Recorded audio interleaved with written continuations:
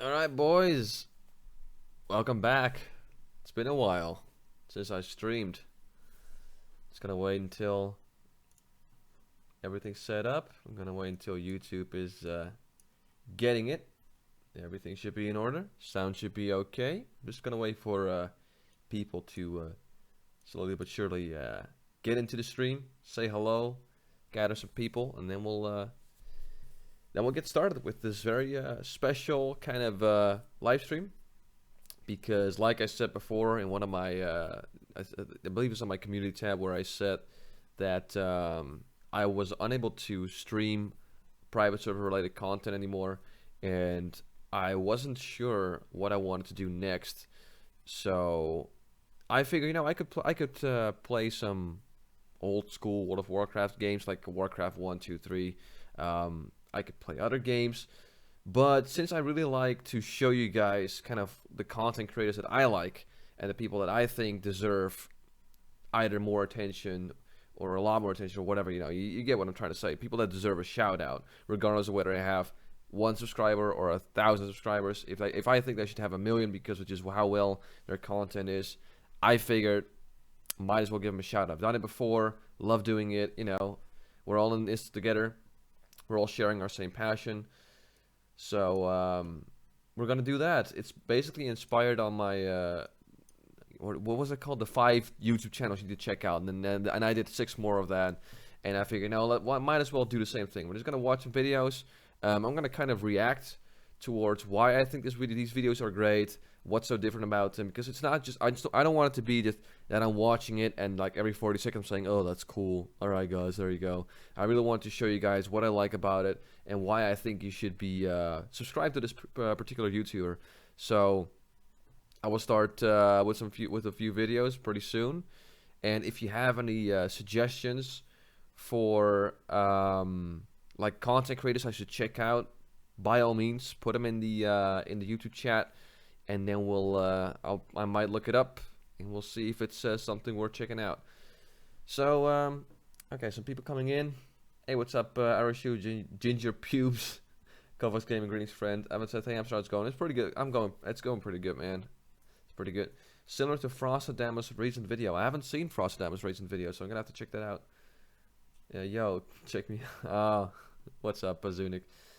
Hey man, I've been watching you for a long time. You actually inspired me to start making content. That's nice, man. What kind of content do you have right there? So we might be able to give it a quick shout out on the stream today. So yeah, boys. Now that we're live, I think. Hold on, let me take one sip of my drink. While I take a sip of my drink, let's start off with something interactive. There we go. See, it works. Look at this. This is fancy shit. Now I got my own little background. And there you go. So what we're going to do is going to start off with the Master Quiz. Part 3. I haven't done this one. I've done Part 1. I've done Part 2. And now we're going to do Part 3 and see how good I was. I was pretty good at 1 and 2. I think I got to like, what, Epic Neckbeard Gamer. I wasn't a legendary. I think I was just an Epic Gamer, not a legendary Neckbeard or something like that. So maybe I can get legendary this time. Hey, what's up, Nope, sorry. How you doing, man? I'm doing pretty good. How about you? Been a while. Yeah, it's been a while, man. I've been busy, but not with WoW-related content, actually. I've been busy with real life, but I figured I had to stream because it's been a while, and I want to hang out with you guys, just have some fun. It's not going to be a super long stream because I got to go to bed early, but just letting you guys know, I just wanted to hang out with you guys for a little bit and watch some stuff together. So let me see if the sound is alright. It should be alright, so let me check real quick. 1 second. The winds guide you. What's up, guys? Welcome back for Vanilla WoW Master Quiz 3. Okay, that should be about fine. Yeah, I think my audio level of the microphone is about the same as my as the desktop audio, so that should be fine. So let me just full screen this shit. So let's start off with the Vanilla Master Quiz. Again, I really wanted to do this first because it's very interactive with you guys. I think everyone seems to kind of enjoy this. So we're just gonna start off with this and see what it's like. And if you guys want to play along, if you haven't done it yet, by all means, play along. Let's see how far we can get in terms of score on this one. So let's go. Oh wait, actually, you know what? Let me grab a piece of paper so I can actually keep my score here. No, actually, not a bad idea. 1 second. Gotta get myself a piece of paper here. Come on. That's close enough. Alright, here we go. Master Quest Part 3. The winds guide you. What's up, guys? Welcome back for Vanilla WoW Master Quiz 3. So in this one we're going to have 5 sections: Tear Us Apart, Aggro Alert, Where in the World Is, General Knowledge, and Total BS questions. Alright, so kind of the same idea And slash we'll go over the format. rules again. Pausing is okay. Some questions in the last 2 sections may have more than one correct answer. Keep track of your scores for ranking at the end, and let's get into the first section. Section 1, Tear Us Apart. Tear Us Apart. I'll show the races wearing tier sets. Pick the race that is wearing a class set that it cannot be. Okay. Okay, cool. I'm going to show Sure. you 4 races wearing tier sets. Pick the race that is wearing a class set that it cannot be in Okay, Vanilla WoW. cool. For example, a Tauren wearing Paladin gear, but Tauren can't be Paladins. Dwarf, Rogue, Orc, Hunter. Yeah, the Troll Warlock. The Troll Warlock, come on. That's obvious. That wasn't Cataclysm.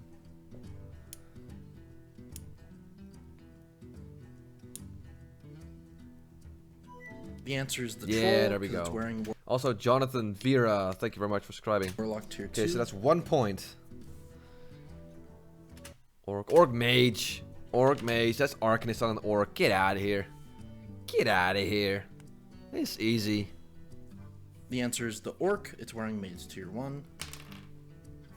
Okay, hold on. We got Gnome Priest. Gnomes can't be priests.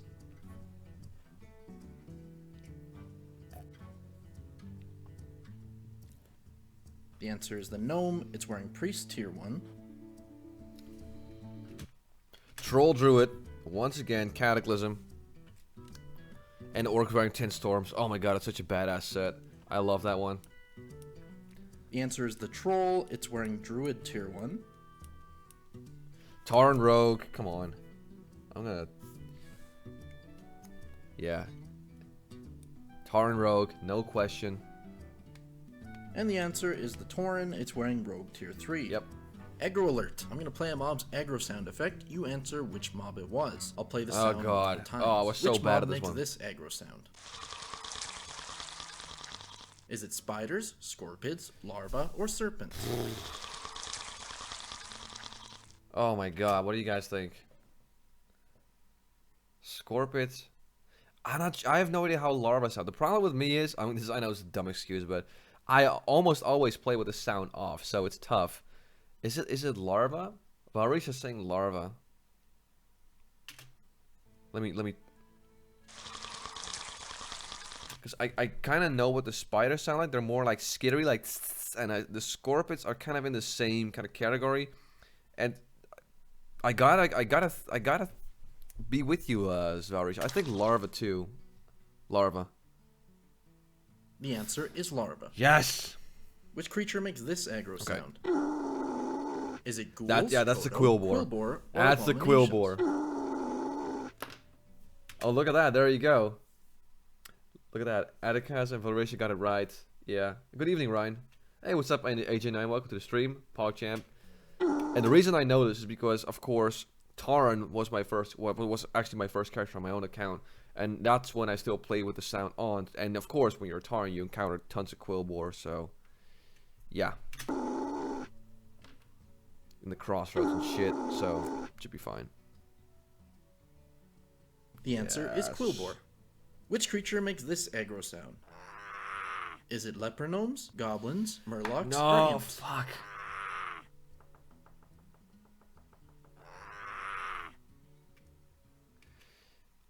I think it's goblins. Okay, this is a total guess. I'd say goblins or leper gnomes. Goblins? The answer is goblins. Yes. Which creature makes this aggro sound? The fucking leper gnome threw me off because I have no idea how the leper gnome sounded. So I thought, it might be leper gnomes. Maybe it's a little bit trick question, but there you go. Got it. Sound. Is it bog beasts, Oh my ancients, God. slashers, or treants? I have no idea what the treants sound like if you aggro them. I have no clue. I'm gonna go with lashers. I'd say lashers. I see other people saying lashers. Okay, cool. I hope I guessed right. The answer Yes. is lashers. And which creature makes this aggro sound? Is it wolves, crocolisks, worgen, or corehounds? Oh my god. Okay, so it's not wolves. I think it's core. No, it's not corehounds. Corehounds make them more like. I don't know. I can't do it. Why the fuck did I even try? It's either crocs or worgen. Oh man, I'm trying not to look at the chat because that's a little bit of cheating. But I think crocolisks. I'm gonna go with crocolisks. I see the chat is mixed on this one as well. I think crocolisks. Okay. That's fine. That's one Alright, mistake. it's time for Where in the World Is. I'll show you an art asset in the game, and you answer which zone you think it's located in. Where in the world is this skeletal ram? Is it in Western Oh my Highlands, God. Alteryx Valley, Ironforge, or Desolace? I have no fucking clue. Alteryx Valley? Because I know there's rams in there. The answer is Ironforge, and it's in the museum. Okay. Where in the world All right. I had no fucking clue. I barely ever go to Ironforge. I don't play Alliance a lot. So there you go. is this deer head statue? Is it in Silithus, Dire Maul, Moonglade, or Darnassus? Oh man, I'm so fucking bad at this shit. I'd say either Darnassus or Moonglade, but I'm gonna say Moonglade. The answer is Dire Maul. God damn it, boys! I suck at this Where in the shit. world is this totem-looking thing? Is it in Dustwallow Marsh, Wetlands, Hinterlands, or Feralis? Wow. Once again, no fucking clue. Where is that? I need to look around more when I'm questing. Jesus Christ. Dustwallow Mars, Wetlands, Hinterlands, or I don't think it's in Hinterlands. Wetlands. It might be in Wetlands. I think it might be. It's either. It does ring a. I don't think it's in Feralis. I've never seen it there. I don't think it's in Dustwallow Marsh, though it does kind of have the same kind of color scheme. I'll have to say Wetlands. What's the chat saying? People are kind of mixed on this one too. The answer is Wetlands. Yes! There we Where go. in the world is this petrified ancient? And also, it's not an NPC, this is a statue. Is it in Fellwood, Ashenvale, Feralis, or... This is in Fellwood. I'm 99% sure it is, because it's probably at the green elemental area. And the reason I know this is because I farmed a shitload of Essence of Water there when I was like farming for like, I don't know, like 30 spell power on a weapon. This Fellwood, Tell yeah. yourself. Yeah, people in the chat are pretty convinced about this one too. I mean, if I get this one wrong, it's pretty bad. The answer is Fellwood. Yes! Yeah, so there you go. It's exactly the place I thought it would be. It's in that little Where in the world green is elemental. this red temple? Is it in Darkshore, Ashenvale, Desolace, or Azshara?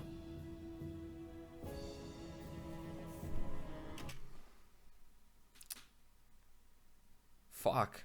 That's a good one. I don't think it's in Azshara.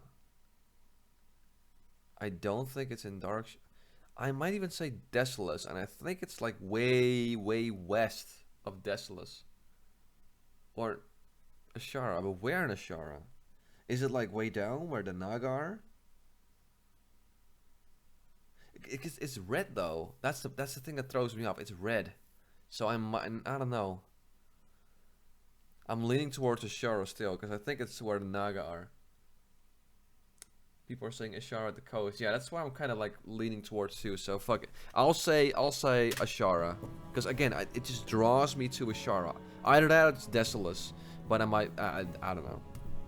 The answer is Azshara, and personally, I thought there was more of these out there. Wow. Okay, so it's not the Naga. It's at the Dragonkin. And I How did I not notice this? This is my fucking herb farming route. Jesus. searched all over and couldn't find more, so if I'm wrong, let me know on that one. Okay, it's time for the general knowledge section. There's gonna be 5 fairly easy multiple choice questions, and then 5 total BS questions to challenge you guys. Which of these reputations does not exist in Vanilla WoW? Ravenhold, Wildhammer Argent Clan, Crusade. Argent Crusade, or the Syndicate? Argent Crusade, because that is Wrath Lich King. That was for Wrath Lich King when you were like doing the The answer is the Argent Yeah, Crusade. It's there you actually the go. Argent Dawn in Vanilla WoW. Yep. An undead Shadow Priest has used Devouring Plague on you. Which classes are able to remove this debuff from you regardless of faction? Devouring Plague. Oh man, I'm pretty sure it's not a disease.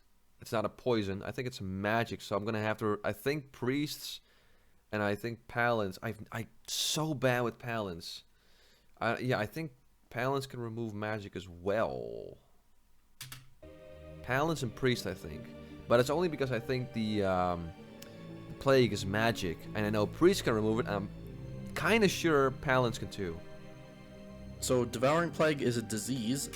Oh my god, it's a disease! So it can be cleansed by shamans, paladins, and priests. I was What almost is the correct. lowest possible level that you can be to enter Molten Core? Is it 50, 55, 58, Wow. or 60? That's a very good question. I don't know that. I'd say 58? I don't know. I have no clue. The answer is 50. You can enter at Wow, you can enter at level 50?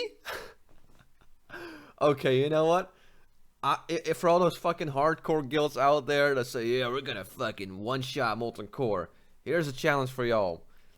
Go to Molten Core when everyone's level 50 and then try to clear it. I want to see that shit, because if this is true, and you can do it in Classic, I want to see 40 level 50s try and clear Molten Core.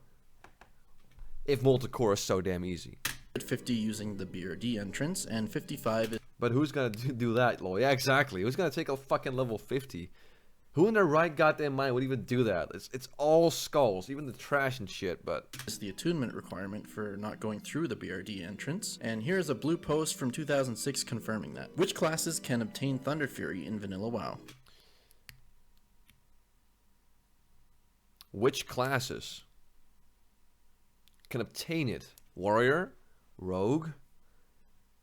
But can hunters obtain Thunder Fury? I don't think I've ever seen a hunter with... But I think they can. I think that no one would ever fucking do it. But I thought they could. Oh, and Pallies. Yes.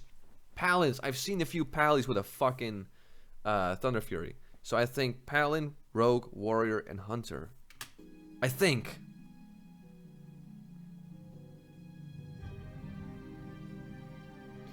Unless it's gonna be something shitty like, well, mages can get it too, and warlocks too, because it's the sword. But I think those four. Come on. Come on. The answer is warriors, paladins, Yes! hunters, and rogues.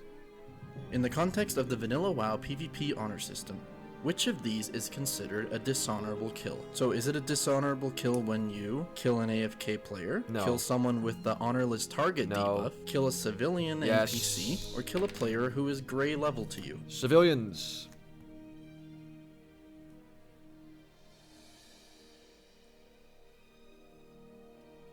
Civilians. A dishonorable kill is a part of the honor system where you gain dishonorable kills for killing the opposing faction civilian NPCs during PvP combat, such as quest givers and vendors. Alright, time for the total BS questions. Which PvP rank is required to obtain epic PvP mounts such as the Reigns of the Black War Tiger? 11. Not the Alteric Valley one. Rank 10. I'm pretty sure it's ranked 11. Rank 10 gives you the last PvP armor set, you know, the shoulders and the headpiece.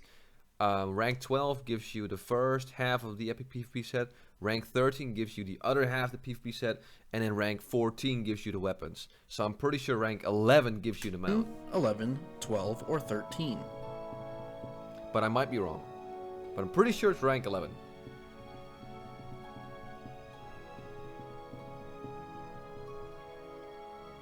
The answer is rank 11. There you go, boys. The Band of Icy Depths vendors for more gold than any other item in Vanilla WoW. How much does this ring vendor for? Does it? I didn't know that.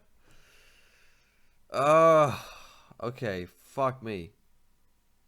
It vendors more for any other item in the game. That's gotta be a lot of. It's gotta be a lot of gold then, considering you could sell like, I don't know, fucking Ash Candy and Thunder Fury and shit. Fuck, man. I'd say 56 Is gold. it roughly then? 28 gold, 40 gold, 56 gold, or 82 gold? Yeah, who would know this exactly? But I'm gonna say 56. 56. I don't know. 82 sounds a little too overkill. I'd say 56. The answer is 82 What? gold, 80 silver, and No, okay. No. Okay, I gotta see this. I'm not sure if getting it from a database is. Does it say? What? Holy shit! It's true. Wait. Look at this, boys. Look.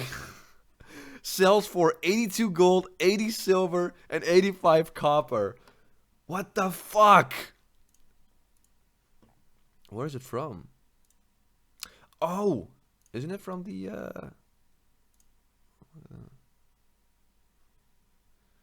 Nostromo rep. Holy shit. And dark water ropes. Damn, I don't think I've ever seen anyone wearing those, but yeah, there you go.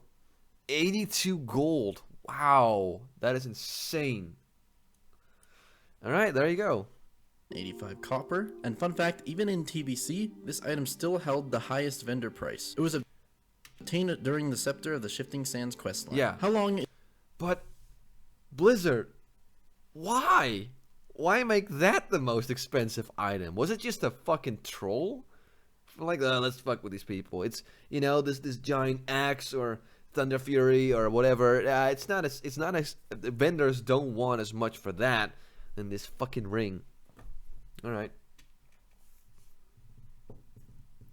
What is the duration of the breath timer? Is the duration of the vanilla WoW breath timer. Isn't it 1 Is minute? It 1 minute, 1 minute Yeah. 30 seconds, 2 minutes, or 3 minutes? I think it's 1 minute. Vanilla WoW and its weird atomization, exactly. I think it's 1 minute.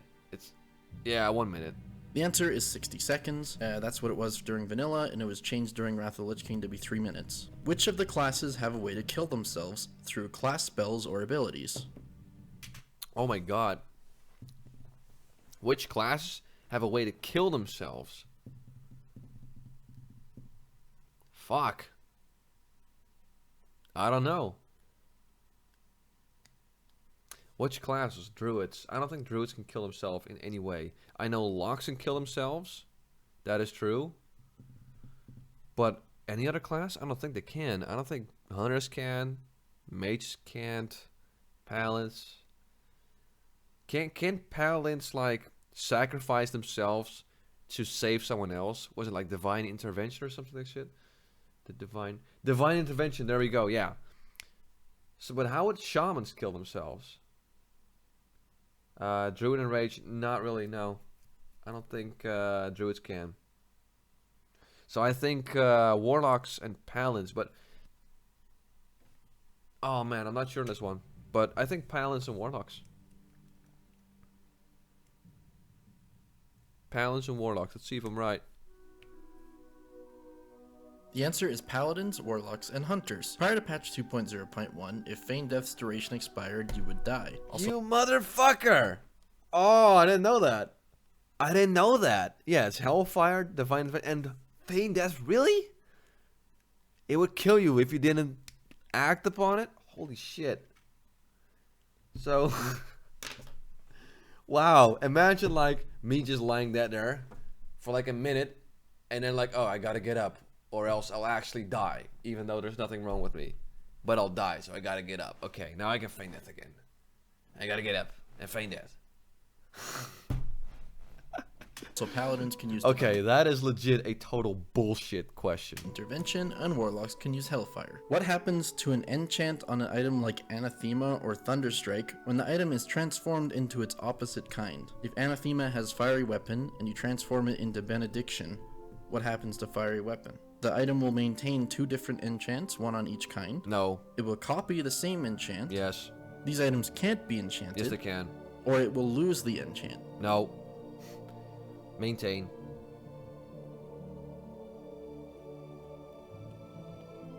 I'm pretty sure. The answer is that it copies the Yes. same enchant over. Alright, that's the end of the quiz. There we go. copies it. Wait, what? Bonus question appears. Who is this raid Oh boss? Is it no, Nefarian? not again with the fucking dragons. Oh my god. Azurgus, Nefarian, Onyxia, or Velstras. But I can't see the beard anymore. That's how that's how I defined the one from the other. But I can see the tail. The tail's kind of spiky. But they all have kind of spiky tails. God, it's such a low res picture too. I'm gonna say, you know what? I think they already had Velstras and Nefarian. I think Azurgos for some weird reason. This is a total guess. Azurgos, Onyxia, or Velstras? Or Azurgos or Zurgos, whatever the fuck you pronounce it. I think Azurgos. You can't see shit. Because I don't know if this part, like the face, is like doing this or it's like crouching down. You can't quite fucking see.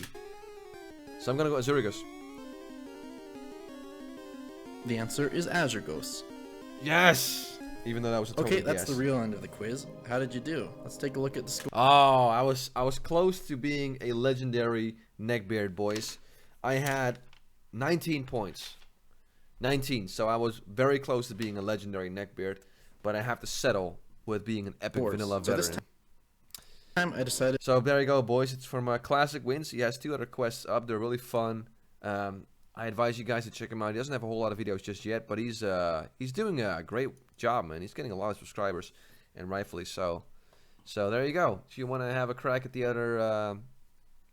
other quests or the quizzes, excuse me, go ahead and give yourself a sub to Classic Wins. Now let's move over to. Oh wait, hold on. Hamster Wheel, have you passed any of Hero's fact or crap quizzes? I'm pretty sure I did one on my own. Wait, hold on. Hirumaredx.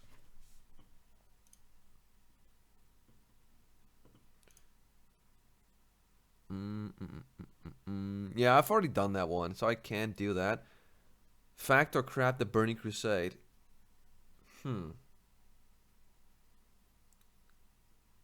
Gorak's Guide to Classic WoW. I've seen that one. Yeah, we can watch that too, by the way.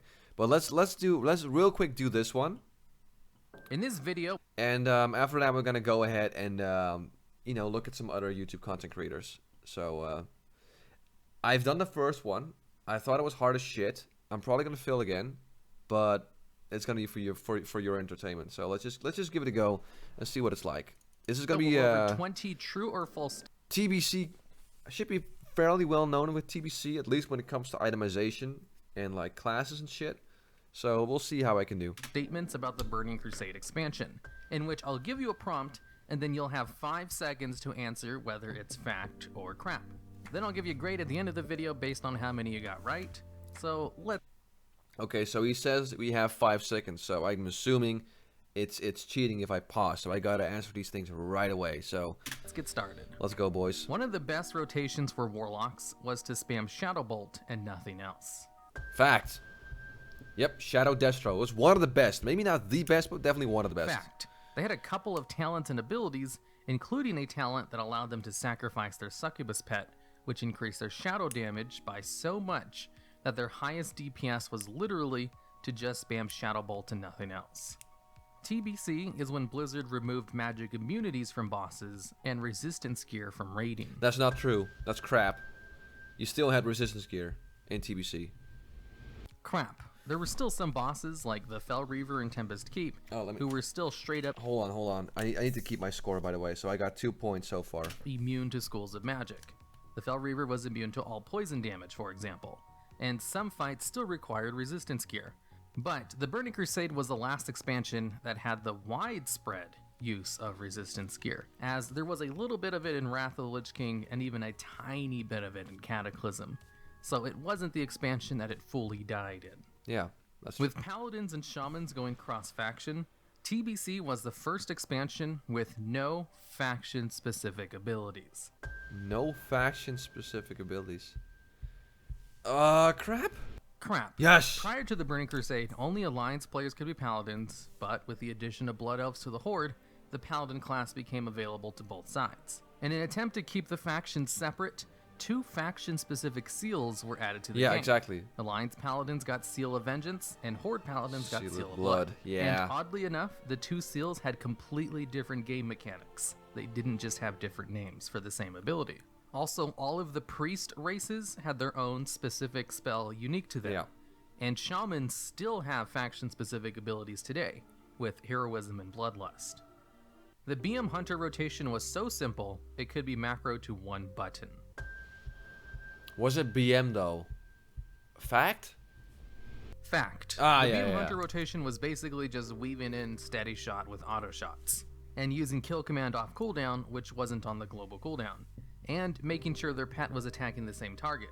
All of this could be done on 1 macro at the time, and I'll have that macro on screen if you want to know what it looked like. Alliance players organized a widespread boycott of Alteric Valley because they kept losing to the Horde. Nah. I'm pretty sure Alliance was better than Horde in AV. Fact. Really? Alliance players on a whole organized a boycott of the Battleground in order to bring attention to Blizzard a major flaw of the Battleground that was introduced with the reinforcements mechanic being added to that Battleground during this expansion. With reinforcements, the Horde could just turtle at Iceblood Graveyard and win every time with almost no chance of the Alliance being able to break through. So to solve this problem, Blizzard moved the Horde starting point further back in the map, which made it a lot more difficult for Horde players to pull off the Oh, that's trope. right. Because I thought it was crap because I always thought Alliance automatically had an advantage because of the bridge at their fucking base. So I thought it was crap, but there you go. Method. And thanks to all of the other Alliance advantages, kind of balanced out the Battleground and fixed the problem. Well, kind of. The Battleground still kind of favored the Alliance, a little bit more than it did the Horde after that. Yep. At launch, some gear from Karazhan, the first raid of the expansion, was worse than heroic dungeon gear. Yeah, I'd say fact. Fact. Yep. Some pieces of gear from the first raid of the expansion, Karazhan, were actually worse than some pieces of gear from heroic dungeons. So Blizzard put in a buff to the gear later on in the expansion so that it would actually be better, and give people a reason to run Karazhan over heroic dungeons. Before the Burning Crusade, gear didn't have any gem slots in them. Before we say that is true. Fact. Yep. Jewel crafting was added with the Burning Crusade, so gear with gem slots in them wouldn't have existed. Yeah, before exactly. Jewel. Quagmires are a bit till tier 5. I mean, you can even go as far as like crafting Spell Strike and Shadow, like Frozen Shadow even shit, pre-Kara, which is actually way better than any of the like the tier 4. Some even argue tier 5 gear. So yeah, there's just so much stuff you can get through heroics that is just worth getting, including like Quagmire's Eye. Jewel crafting. Guild banks were added to the game with the Burning. Sorry, wait. I'll skip. Wait. I'll not look. I gotta. What was the best expansion? Hey, what's up, Bob Plays Games? Oh, classic Bob, man. What's up, man? How you doing? Welcome to the stream. All right, here we Jewel go, boys. crafting. Guild banks were added to the game with the Burning Crusade. Fuck. I'm gonna say fact. Fact. Yes. Before TBC, players would just trade everything with each other, and sometimes they would even have an alt whose sole purpose was to store stuff for the guild. Inscription I'm doing good, man. and by extension glyphs were added to the game in the Burning Crusade. I think yes. I think it was pre-Wrath. I think. Crap. Ah, Inscription was added with fuck. Wrath of the Lich King. Oh fuck! I got it mixed up. Oh, I'm sorry, boys. The 51 talent tree was introduced in Burning Crusade, and then pre-Wrath, very close before Wrath, they added the 61 talent tree. You know, with Starfall and shit. But I got it confused. So, Jewel sorry, crafting boys. was added in TBC though, so there was a profession added to the game with this expansion. What happened to Dr. Noman? He's just busy with life. I still talk to him from time to time. It just wasn't Inscription. Kel'Thas was unkillable when first available because of a massive amount of bugs and over-tuning. He was unkillable, but I'm not sure because of that reason. I'm gonna say facts. Fact. Yes. There was tons of them, but some of the bugs are kind of interesting, as one of the bugs was solved by another bug. During the intermission phase, all of the ads that died will come back to life. But while they were dead, they were still gathering aggro, which meant they would make a beeline for the healers as soon as they rezzed and kill them. And because of this bug, it was impossible to kill Kael'thas. Until one of the tanks found out that the legendary staff, which drops during the fight, generated a tiny amount of threat whenever it was used. And the staff didn't have a cooldown, or even a global cooldown. So they could spam use the ability on aggro like 20 times per press in order to get aggro on all the dead mobs. No gameplay today, only quiz 3. Yeah, for now it's just gonna be some content creator shout out. Again, I can't play private servers anymore. It's too much of a risk for me. So I might play something else, but again, for now it's just gonna focus on other content creators, giving them a shout out, you know, sharing their content on the stream. Mobs, which allowed them to counteract this bug with another bug. But they still couldn't kill the fight because of a whole bunch of other things wrong with it. Pre-Wrath patch they were added, so the literally question is wrong. If that's true, I can remember that. I can remember that, so... The fight. That weren't fixed until an unannounced hot fix later on in the future. The barbershop, which allows you to change your hairstyle, was added with the Burning Crusade. That's crap, I believe. That's crap. Crap. Yeah. The barbershop was added in Wrath of the Lich King, so you couldn't actually change your character's hair for the first 2 expansions. Yep. And then later on, the barbershop got an upgrade to allow you to change other things about your character. The average hardcore raider needed about 10 different consumables for each raid night, as opposed to the 4 we Yeah, use today. I'd say yeah. Flask, food buff, potions, and runes. Yeah, because in Burning Crusade was still like big on consumables. So I'd say yeah, fact. Fact. Flasks and elixirs could be used at the same time. But not only that, you could also have multiple elixirs up at the same time, along with your flask, food buffs, and a few other random buffs. The normal raid buffs needed for BFA is a flask, food buff, an augment rune, and potion. Yeah, this is when I kind of like the old style that you could like get consumables up the ass. I know some people don't like it. That's kind of what I missed in Wrath of the Lich King. The fact that you just have one battle elixir and one guardian, or yeah, battle and guardian elixir, and if you take we take a flask of the frostworm, it would count as both, I believe. So there was only like it's like few things you could do. When in Burning Crusade, you could go ape shit. You could get your wizard oil, and then you get your food, and then you get your multiple flasks, and then you can get an adept's elixir, then you can get a greater arcane elixir, and an elixir of fucking shadow. Like, you can do so much crazy shit in Burning Crusade, and vanilla, of course. So an average raid of about 3 hours or so would require about 3 flasks and a 20 stack of food, potions, and runes. Now on screen, I'll have a list of the average raid buffs a caster had to bring with them to raid. You could stack certain food buffs. There were a couple of random buffs. Well, no. Wait, this is kind of wrong. You would not get a flask of supreme power. Wait, hold on. Superior wizard oil. No, that's wrong. You wouldn't get a flask of supreme power. Depending on your class, you would get the flask of, I don't know, arcane death or binding light or whatever it's called, because those gave 80 spell power for your particular school of magic compared to Supreme Power, which only gave 4. But then again, to be fair, when you did BT, you could get Supreme Power flasks, you know, the ones you get through tokens, so, you know, it's alright. In the world that gave you raid DPS increases, plus all of the elixirs and flasks you had to... I mean, sure, AJ9, I agree with you, that was overkill, but it was kind of cool, that's what I'm saying. I'm not saying it's super balanced, but it was fucking cool, so that's why I liked it. If you were a hardcore raider, you had to go out and farm all of these things for every raid night. Illidan was the final boss of the final raid of Black Temple, and that's why we have a Black Temple time walking. Well, he is the final boss. I'm not sure that's why we have time walking. I don't know, but fact? Crap. Oh. Illidan wasn't the final boss of the expansion, and wasn't even in the final raid. Despite all of the marketing materials I read for that Burning wrong. Crusade, Fuck, I thought he said the final boss in...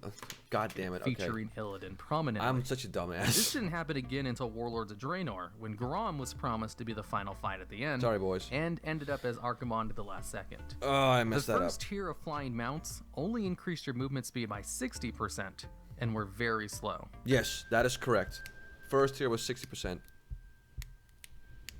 Fact, the default training of flying mounts only increased your movement speed by 60%, and were actually slower than epic ground mounts. Yep. And really incentivized trying to farm out the gold needed to buy epic flying, which was 280% movement speed, Yep. which was a gigantic improvement to the flying mounts. Yeah, but it the was first tier of movement speed for 5,000 flying gold. mounts wasn't increased to 150% until Wrath of the Lich King, which is what it's at today. With flying added to the game, outside of Outlands, you could only fly within major cities. No, you couldn't fly at all in major cities. Crap. You could only Yeah. fly in Outlands during the Burning Crusade. All flying mounts would have this little caveat on them stating that they could only be used in Outlands. It wasn't until the revamp of the old zones with Cataclysm Yep. that players were allowed to use flying mounts in the old world. Exactly. But that revamp didn't apply to Silver Moon or the Exodar, and that's why you still can't fly in those major cities even today. Yep.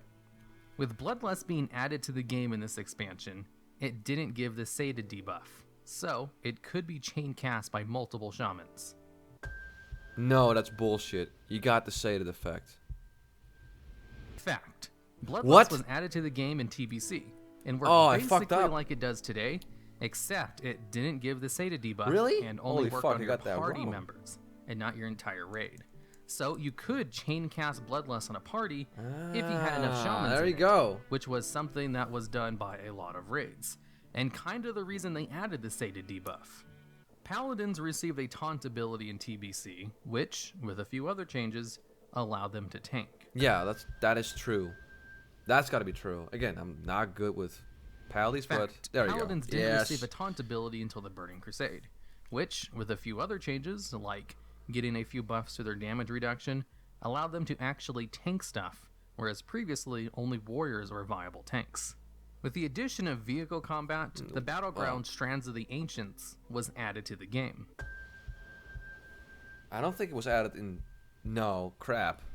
Crap. Yeah. Strands of the Ancients wasn't added to the game until Wrath Yeah, of the Lich King. exactly. And also, vehicle combat wasn't added to the game until Wrath. But there was little nuggets of Blizzard experimenting with types of vehicle combat with some of the quests you did in Outlands. The Burning Crusade had more dungeons added to the game than any other expansion. I have no clue, but I'm gonna say fact. Crap. Oh. The Burning Crusade had 16 dungeons, not including any raids. Wrath of the Lich King also had 16 dungeons added, so technically it's tied for the most.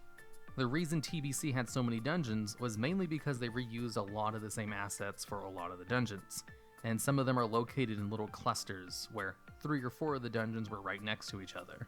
And the point of the game with the most amount of dungeons was Classic WoW, Hey, what's which up, has Steve? like 20 of them, I think. TBC added a new alchemy lab in the Shadow Labyrinth, keeping true to alchemy labs only appearing inside of dungeons. What? I don't know. Crap. Crap. The Yeah. Burning Crusade was the first expansion to have an alchemy lab in a major city, as they added one to Shattrath. Before the Burning Crusade, there were only 2 alchemy labs in the game, one located in Skullomance and the other in Blackwing Lair. And alchemy labs were required to create flasks, so having one in a major city was a much loved convenience, before they removed alchemy lab requirements later on in Wrath of the Lich King. Alright, and that's the end of the quiz. I'll have a grading scale on screen to see how well you did. If you got at least 14 right, you pass. I took your Yeah. feedback from the last one I did and put in a lot less trick questions. So I hope you guys liked it. There you go, If you'd be boys. interested in a I rock- got a C. I got 15 correct, so that's 75% correct. Damn. All right, there you go, boys. That was Hirumaredx fact or crap. So you can get rid of that one. You can get rid of that one. So right now, I wanna actually let's see if we can watch else. So there's one video I really want you guys want to show, and it's not the video itself, or it's not like it's not because it's something new. And I gotta give a shout out to my buddy Cargos. Cargos been on fire, man. He has 49,000 subscribers. I'm pretty sure he's like the most subscribed YouTuber that does just private server stuff. Because I know you got like Madseasonshow. I know you have Nixium that kind of delve into classic WoW stuff, but not as much as, let's say, I don't know, me or Cargos or stuff like that. So this guy, man, he's straight fire. And the thing is, I saw this video and I was like, this is a classic WoW guy picking a class. And I was like, oh god, we already have like 1 million of those. What on earth can this video add to what we've seen already? And I gotta tell you, man, the production value of this video is probably one of the best I've ever seen when it comes to classic WoW videos. It's way better than anything I do. It's just amazing. So let's delve into it real quick. I want to show you guys. You guys gotta see this shit. It's amazing.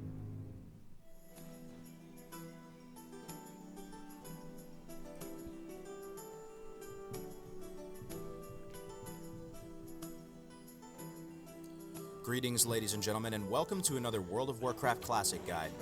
In today's video, I will be trying my very best to set you up for success in vanilla by helping you find the right class to main. A class that resonates with you, not only from a class... So there's the first thing he does really well. First of all, you know, he's got a good voice, good quality mic, but he has the iconic vanilla music playing.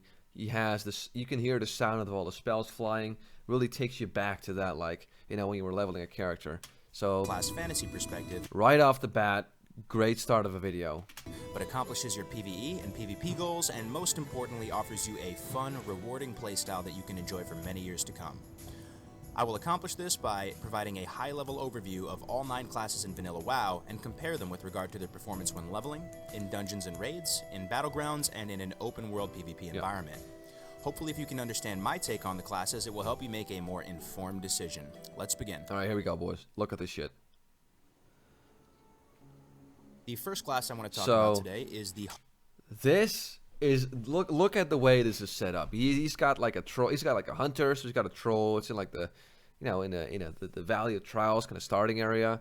Kind of feel, vibe.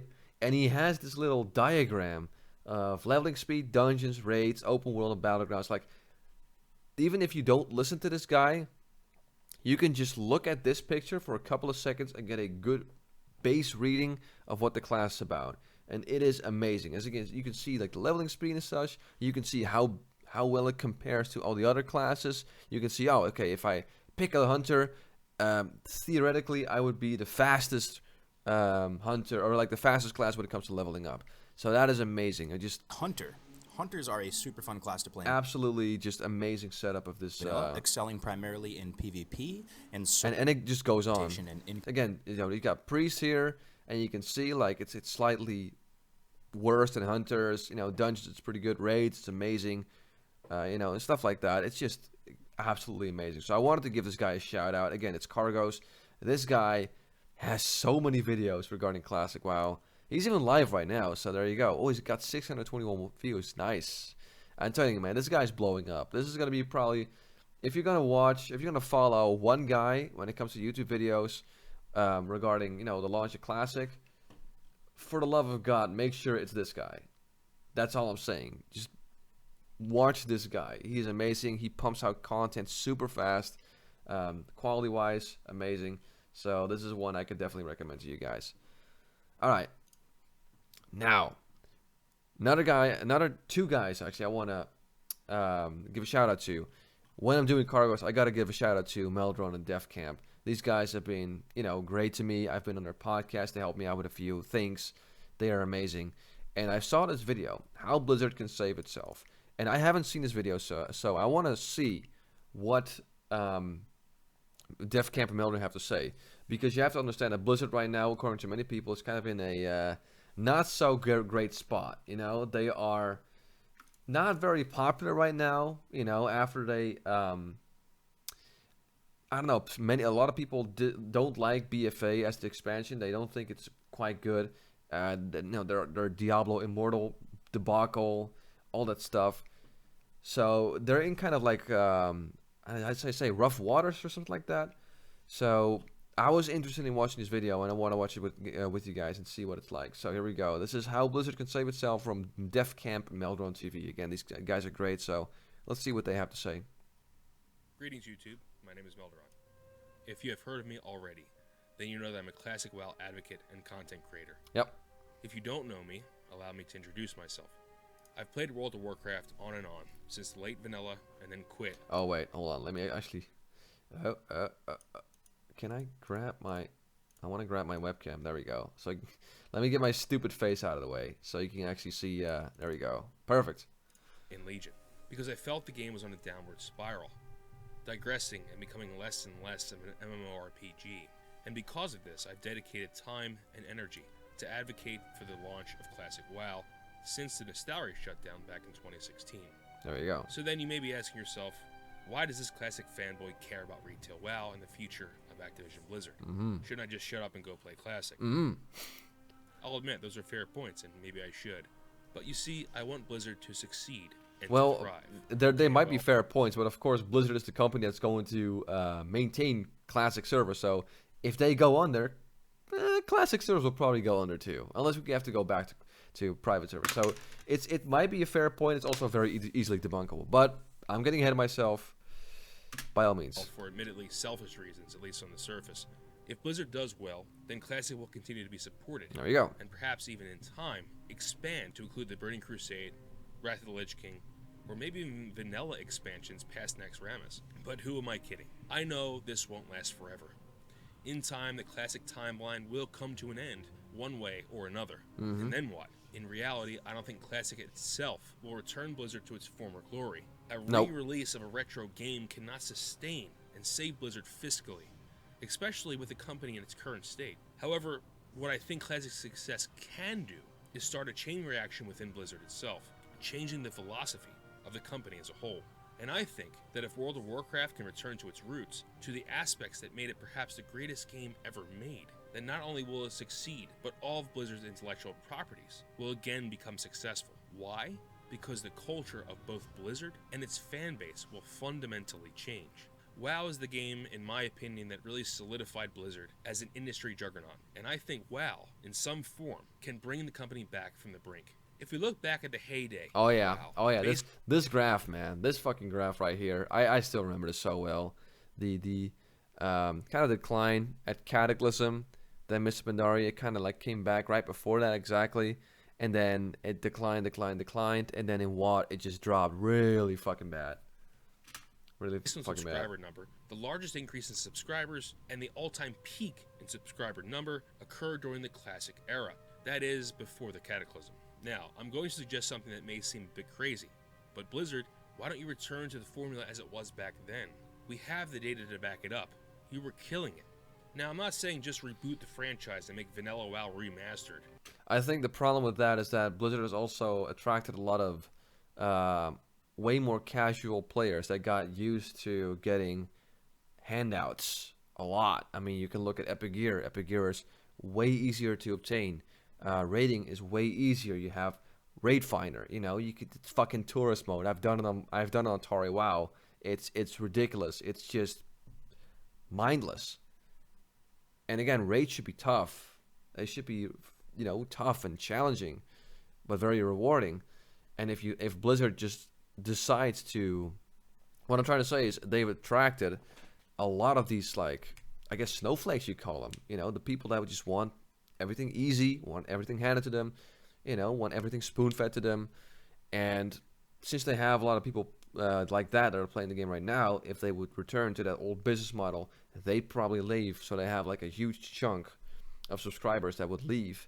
And I'm not sure if a lot of people would also, like a lot of old school players, would then come back and save Blizzard, so to say. Or something like that. All things progress. Hamster, are you a MGTOW? You look like, no, man, I'm not a MGTOW. And I'll admit that some aspects of the current game aren't bad. What I am saying is that you should return to the core RPG elements. Make players want to log on. Provide them ways to make lasting friendships. Make them respect you again. And Blizz, I even made it easy for you. I made a checklist. Here are 10 things you can do to make World of Warcraft amazing again. For raid difficulty too damn many. I'd be good with normal mode where you just gotta pay attention, and rogue, which puts some hair on your chest. Yeah, exactly. You know what? If they do change it back, I'd be fine with that as well, Agent Elias. They call me old school. I still like the fact that raid difficulty is decided by what tier of raid you do. So, Naxxramas is considered to be heroic raiding, and Molten Core is considered to be more casual raiding. And then you have Black and Lara, like maybe AQ, like AQ up to like Twin M's. Like that stuff is more like, moderate, little hard, tricky, but not super hard.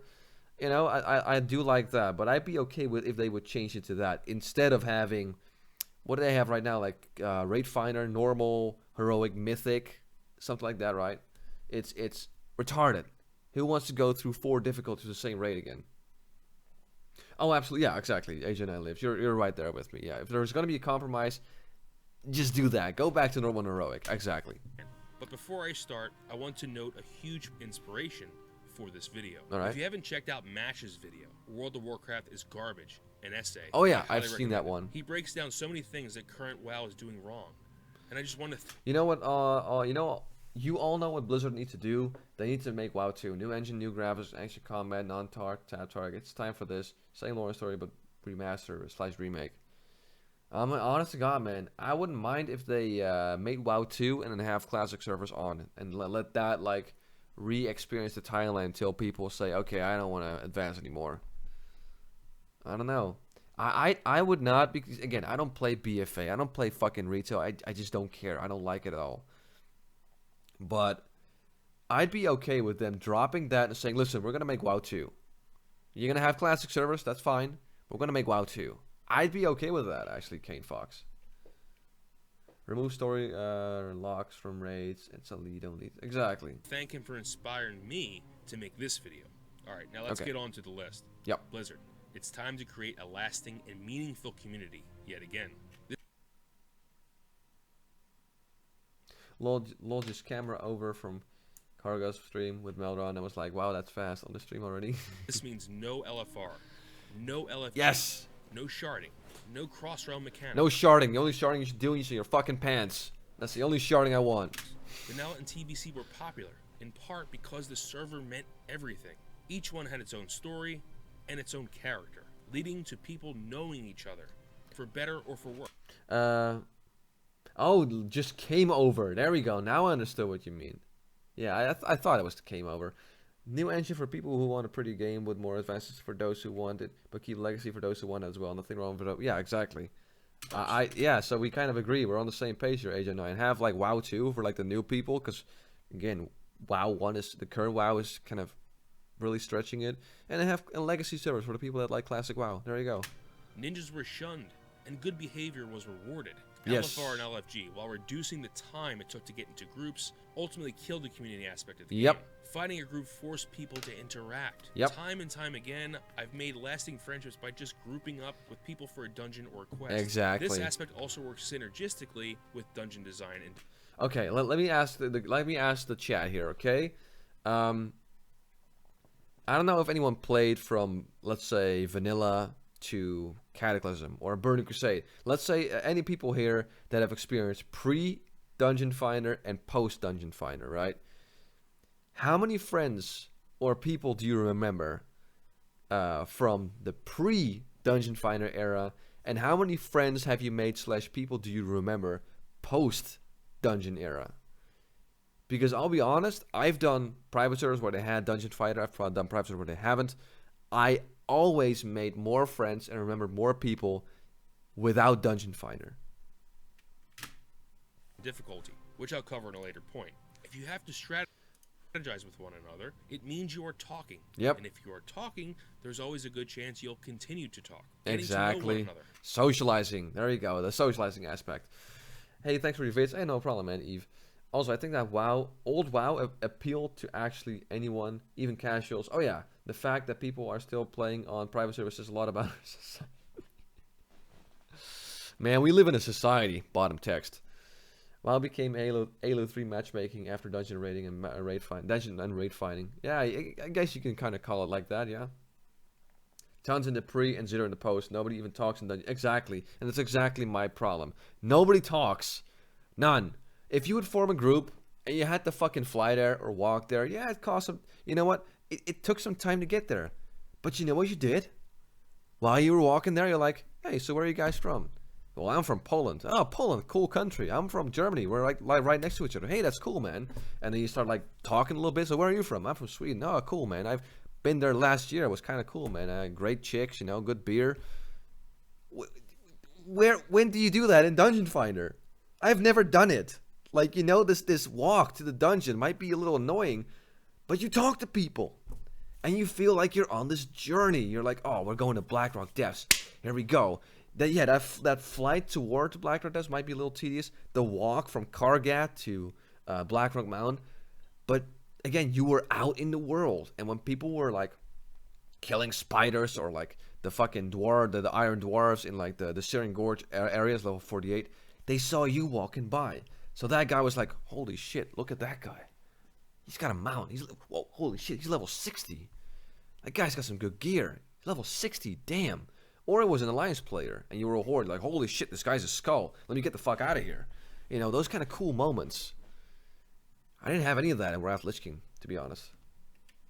But there you go, but I'm rambling here.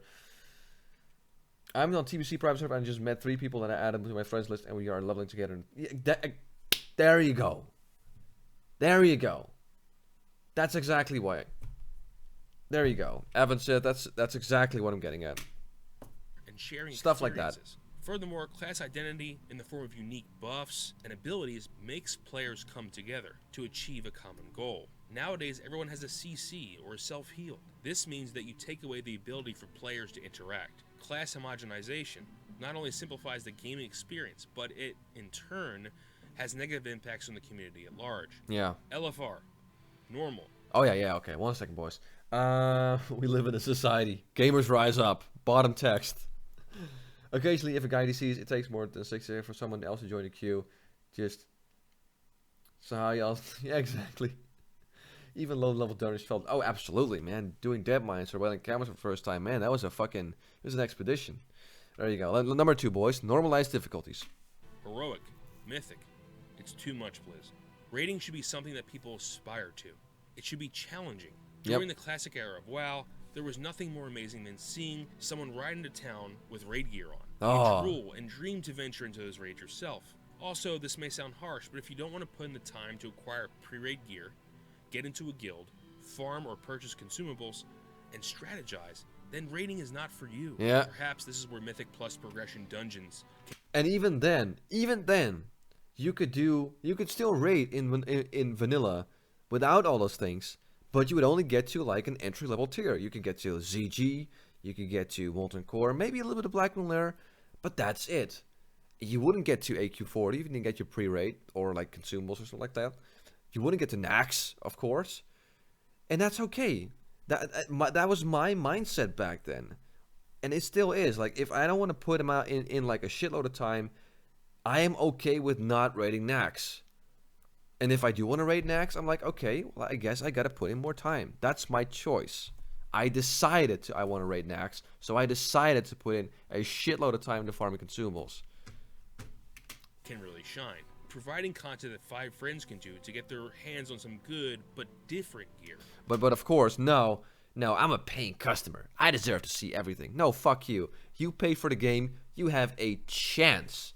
You paid for an opportunity to see everything of the game. You don't earn everything. You don't earn to see everything just because you bought the game. You don't get to see the final level of Mario just because you bought fucking Mario on NES. No, you had to play it. You didn't get to earn. You didn't get to see the last level of Ninja Gaiden back in fucking, what was like the NES as well, right? The hardest shit game. If you want to see the last level, play better. Stop making excuses. Play the fuck out of that game. Get better. Stop making fucking excuses. There you go. Man, almost time to pack it up at work and go home. Nice, man. I can't send live WoW in all the raid levels. Right, yeah, exactly. It's too much. Exactly, wasn't reserved. Raid difficulties for fake content. They might change one mechanic slightly plus into that fight. Hey, what's up, Buffatuka? I played Vanilla WoW and I never saw Nax and I was okay. I didn't have the guild or group to go. Yeah, exactly. There we go. You know, we were okay with not seeing it, but apparently people feel so fucking entitled these days that they want to see everything, and then they're dumbing down the game. It's making it less special. Like, we're now gonna give access to this extremely hard raid to everyone, but it's gonna be different difficulty. Well, that's gonna make let's say they did that for Nextramus. Well, that's gonna make Nextramus less unique and less special. Well, you know, these snowflakes want it. Yeah, the customer wants it. They're whining on the forums, and usually the people whining on the forums are a vocal minority. So the silent majority that's just playing the fucking game and enjoying themselves gets screwed over. Ugh. Exactly. If you only play 2 hours a day, why do you need to see the same amount of content as the guy who plays 10? And that's why I'm perfectly fine with a high warlord destroying my ass in PvP if I only have a few crappy greens and blues. I'm fine with that because that guy worked his ass off to get that gear. I'm okay with there being an imbalance when it comes to that. That guy earned his right to wreck my fucking face if I have shitty gear. That's just the way it is. Okay? It was a time of the haves and the have-nots. And if you wanted to become a have, put in more effort. Play better. Stop making excuses. That's why I like vanilla. Instead of putting in hours to raid. This way you are still rewarding talent and commitment without neglecting raiders. Just provide something for the player base to aspire to. I personally think 2 raid difficulties max should exist in the game because it provides some progression. Normal, higher level heroic. players. And moreover, dungeon and raid design should be challenging. Again, not in classic, of course, but let's say to go back and redesign raids in, like, I don't know, insert new expansion.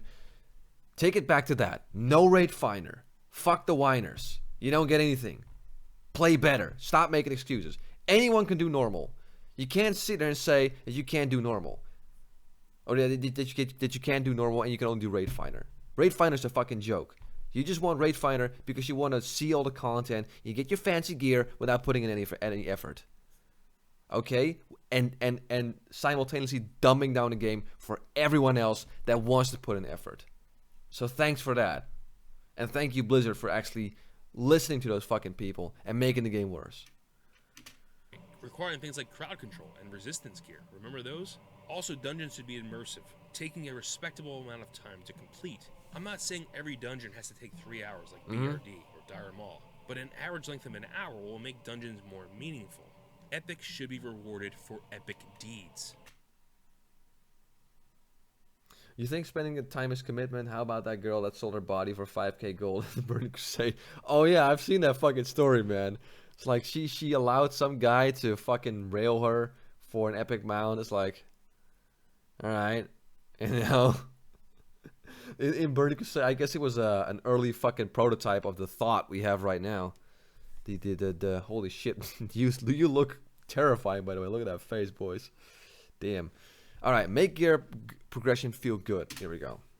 Not for AFKing through some island thing or war fronts or whatever you're giving them out for nowadays. And the same thing goes for legendaries. If you are a legendary player, then you should get one and only then. Give those players who put in the time and effort to raid, to do loads of PvP, to do other difficult endgame content, epics. And only those players.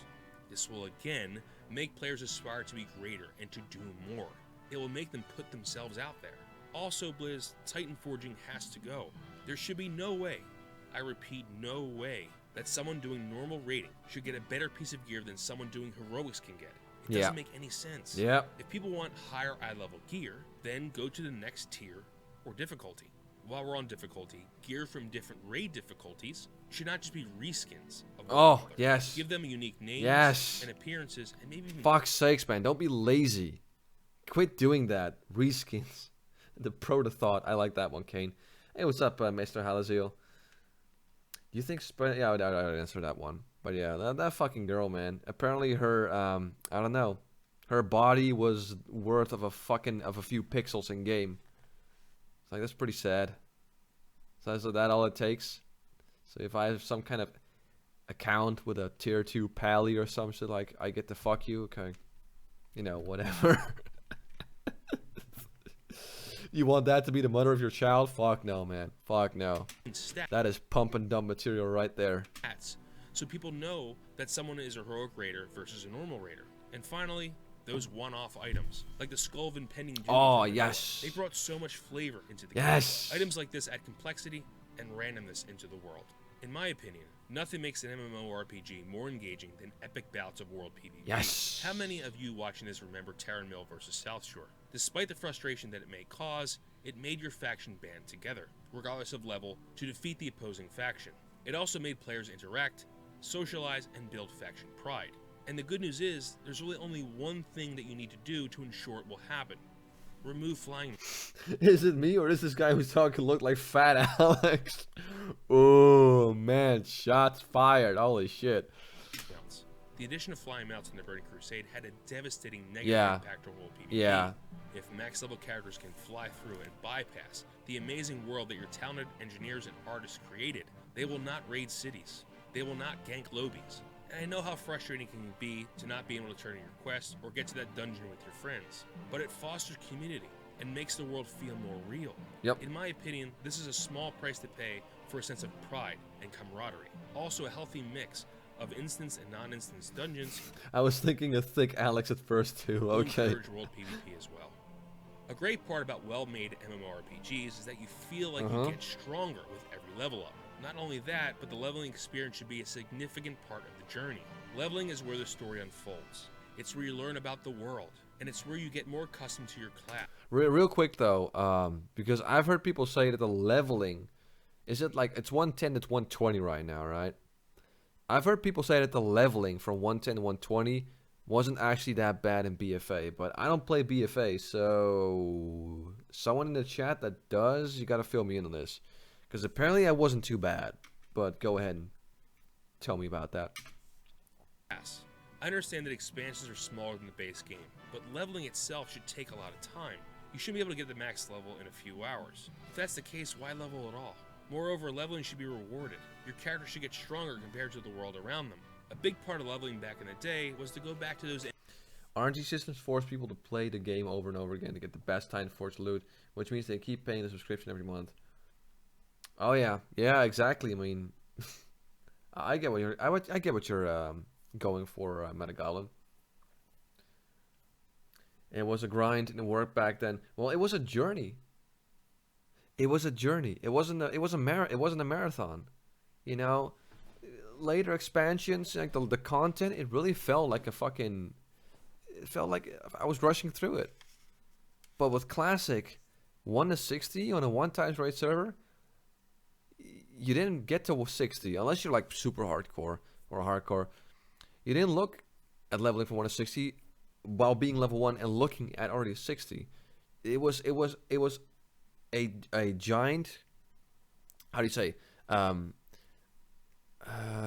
was a giant compilation of little goals you had to achieve. So when you were level 1 in fucking Red Cloud Mesa, you didn't look at level 60, because if you would look at level 60, I was so far away, you'd get depressed. So you had to set smaller goals.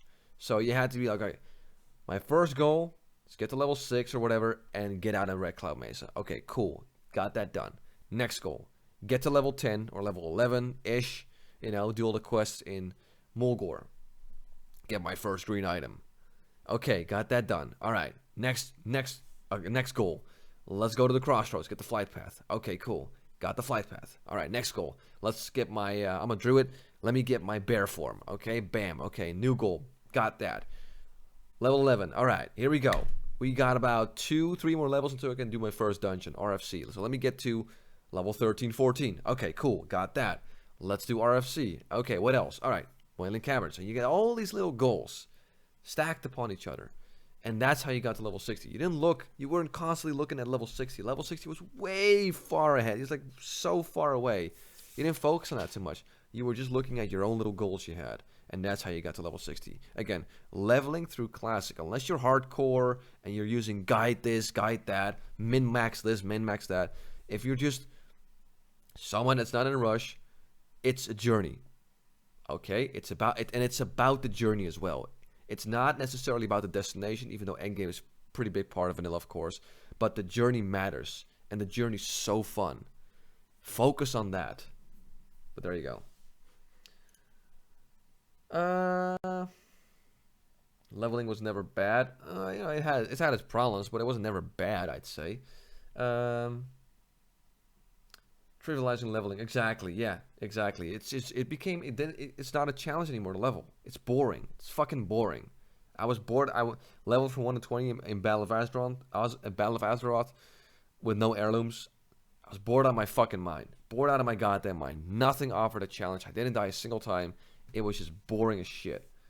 The current expansion leveling isn't too bad. It's easy and the classes are boring to play, but the leveling is story-driven, zone skills, so it's pretty fun. Alright, cool. So yeah, there we go. So 110 and 120 is actually not that bad, according to AJ9. Leveling wasn't a means to end back then. You experienced that build to sometimes something bigger, all within the same world. Now it's just something to blast through. And yeah, exactly. Yeah, it really feels like something you need to blast through compared to this whole journey that I talked about. There you go. Let's continue the video. The NPCs, you know, those ones that would kill you over and over again?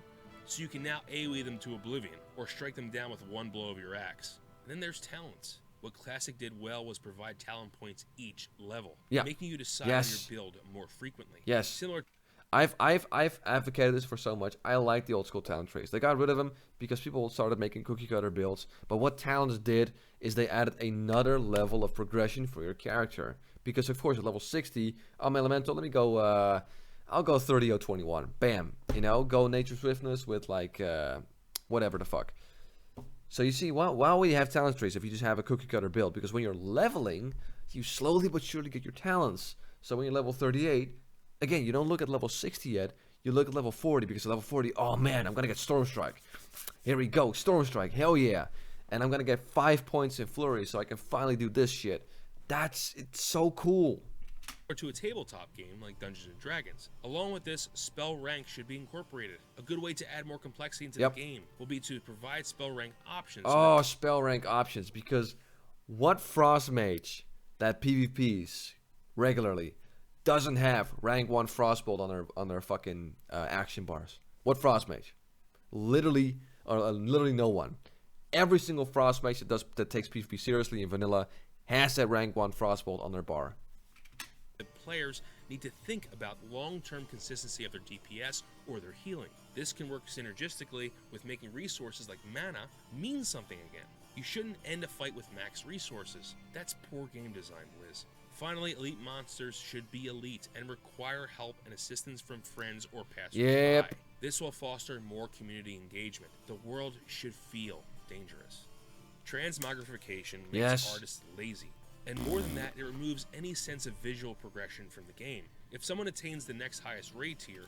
I'll be honest, I liked Transmog in the beginning. The first time I saw it on the private server, it was like Cataclysm, or like, yeah, it was Cataclysm. And I was like, oh, cool, I can kind of go back and do Black and Lyric, get my tier 2. And then when I got my tier 2, I was like, that's it, you know? And then I look in Orgrimmar, and I used to like the fact that you would walk around, and you could just see, oh, that guy has tier 2. Oh, that guy has Lawbringer. Oh, wait, that guy has fucking Nemesis. Damn, he did Black Lair. Wow, that guy has Dreadnought. Holy shit, he cleared Nax. Oh, my God.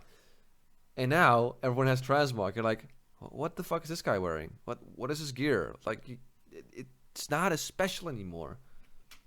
I want to see it right away. I want to know how much that player brings to the game. Great gear, regardless of how it looked, conveyed a message to the rest of the player base. This person earned that gear. And this, in my opinion, is much more important than looking cool or having matching sets of armor. If Transmog is removed from the game, artists will strive, and perhaps be emboldened, to create better pieces of armor that not only make them sought after, but will make people remember each piece's name. Remember that? This is something that has been lost in current days. Going back to previous raid tiers, or to older parts of the game, makes the experience more expansive to the player.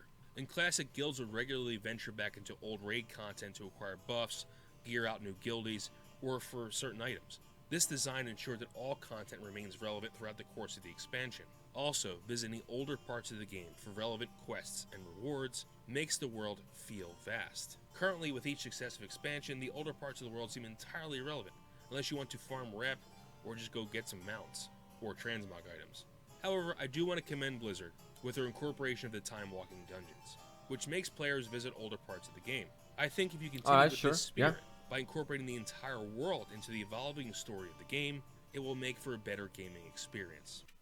With Transmog, you still have to earn the gear, but you don't. But earning it is like, it's so trivial. Like if I was doing, I was on Tori and I was getting my tier 2, which is like level 60. It was a fucking breeze. There was no effort involved. It was just completely trivial. Anyone could do it. Anyone with a fucking IQ of like a 2-digit IQ can do that. It's terrible. So, yeah. I made a video a few months back comparing the storytelling mode of Classic era WoW to the more current iterations of the game. One thing I think made Classic WoW unique was that the player was not the center of attention. Yes. They were not the hero. Oh my god, yes. You started out as a complete fucking zero. You didn't get you get an Ashbringer. Here, you get an Ashbringer. You're a hero. You're the leader of the story. Go ahead. No, you start at level 1. And you're like, I want to kill a dragon. Nope, fuck you. You're level 1. You're garbage. You're shit. Go ahead and collect me some cactus apples. I don't want to do that. Well, that's where you start off. You're a nobody. We don't give you any fucking epics yet. You got to earn those. Rather, they were but a cog in a great machine, a traveler. Do you have plans to make an underdog spec video for Unholy Death Knight, man? I don't think I do. Nope. Adventurer. Also, I would recommend making the stories deeper, darker, and less in your face. Cutscenes do nothing but push the narrative directly into the player's face, not allowing them to experience. What was the classic quest video? I'm still working on one final part. I have one guy that still needs to record a few lines, and then I have all the audio. I'm still waiting for that one guy. Unfortunately, I want him to do the accent and again, or the audio, and I'm not in a rush. The problem is that he's right now moving to a different country, so he's occupied. So, you know, I gotta give him some, how do you say, some leeway there. So that's it. I have everything apart from a few lines. I believe it's Barnell Stonepot, which is like one of the first NPCs you talk to, and then you talk to the others. But I need those lines until I can actually like finish the video. Oh, there we go. Yeah, there we go. What's up, Chimly? How you doing, man? Yeah, so yeah, okay. Spoiler alert, guys. Chimly's doing one of the dwarfs there. So there you go. But like I said, you know, he's busy moving. Basically busy in real life. So I gotta give him some slack there. It's alright, man. Don't worry about it. Again, I'm not on a strict time schedule, and I don't cater to the fucking algorithm, so who cares? It's fine, man. The story Good luck with the video in that case. Okay. in their own terms. Having everyone have the Ashbringer, or being the Yes. savior of Azeroth, is not Yes. only extremely immersion breaking, but it's lazy storytelling. When it comes to the story, less is more. Finally, I understand that it's hard to top Illidan or Arthas, but if you make an effort to create villains and complex plots, the players will be more engaged into the game, which will in turn make them want to play more.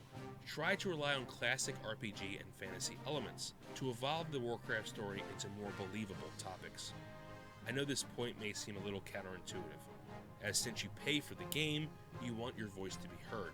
However, My views went down 50% when I stopped uploading every day. Yeah, I know, man. The fucking algorithm is vicious, and I simply don't give a fuck anymore. You know, I don't care about the algorithm. This is not something I want to do professionally. And I care more about the videos I want to make and following my own schedule. And if YouTube doesn't pay me as much, well, they can suck my dick. I don't care. So, yeah. However, bear with me for a second.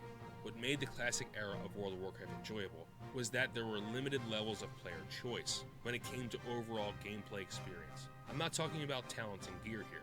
If you're on a PvP realm, that meant you were flagged for PvP. No questions asked.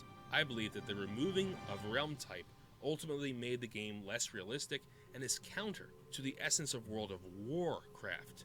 Letting a player engage themselves in PvP when they feel like it is not realistic and directly counters the faction war that is so integral to the game itself.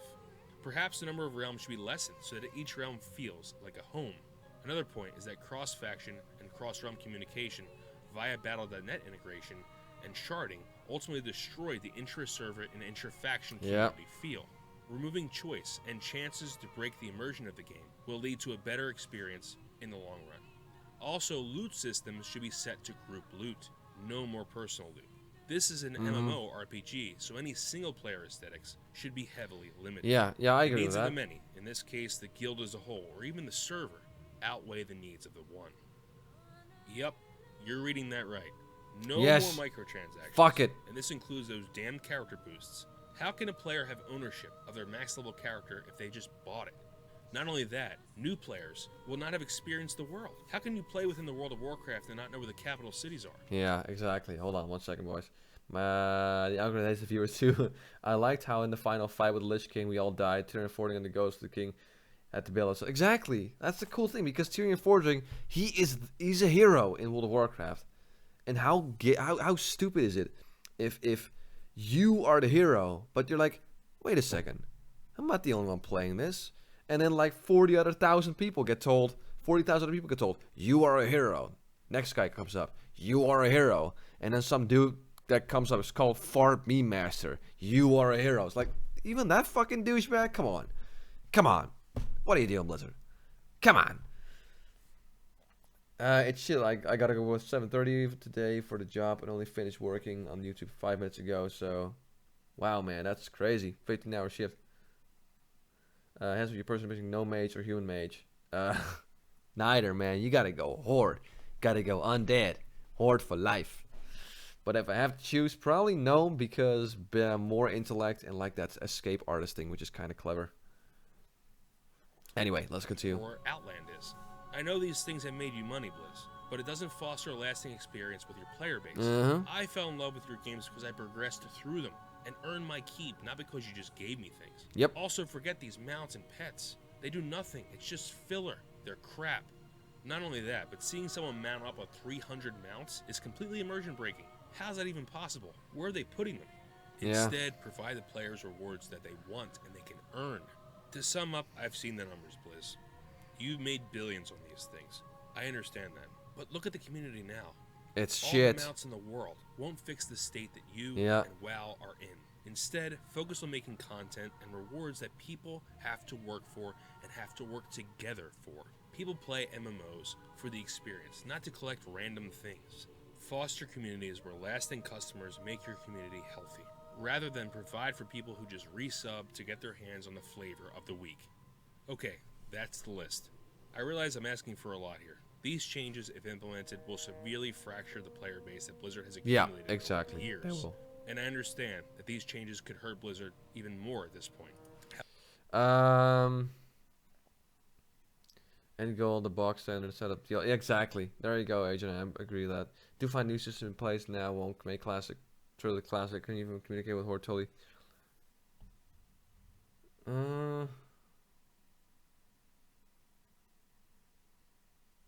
Wait, what did you say? I couldn't even communicate with Horde.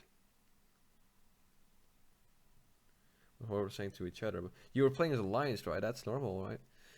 So do you know any Pound experts? Depends. If you're talking vanilla, I'd say Pudgy, Pudgy, or Drakova is a pretty good one, and of course Esfan. Esfan is our, our paladin boy. However, if you do make these changes, Blizzard, one thing I can guarantee is that people will respect you again. And over time, those subs that you lost, those players who fell in love with the Warcraft universe and left heartbroken, will start to trickle back. I think many of you at this point think the game is too far changed for Blizzard to make all these large-scale changes. And you know what?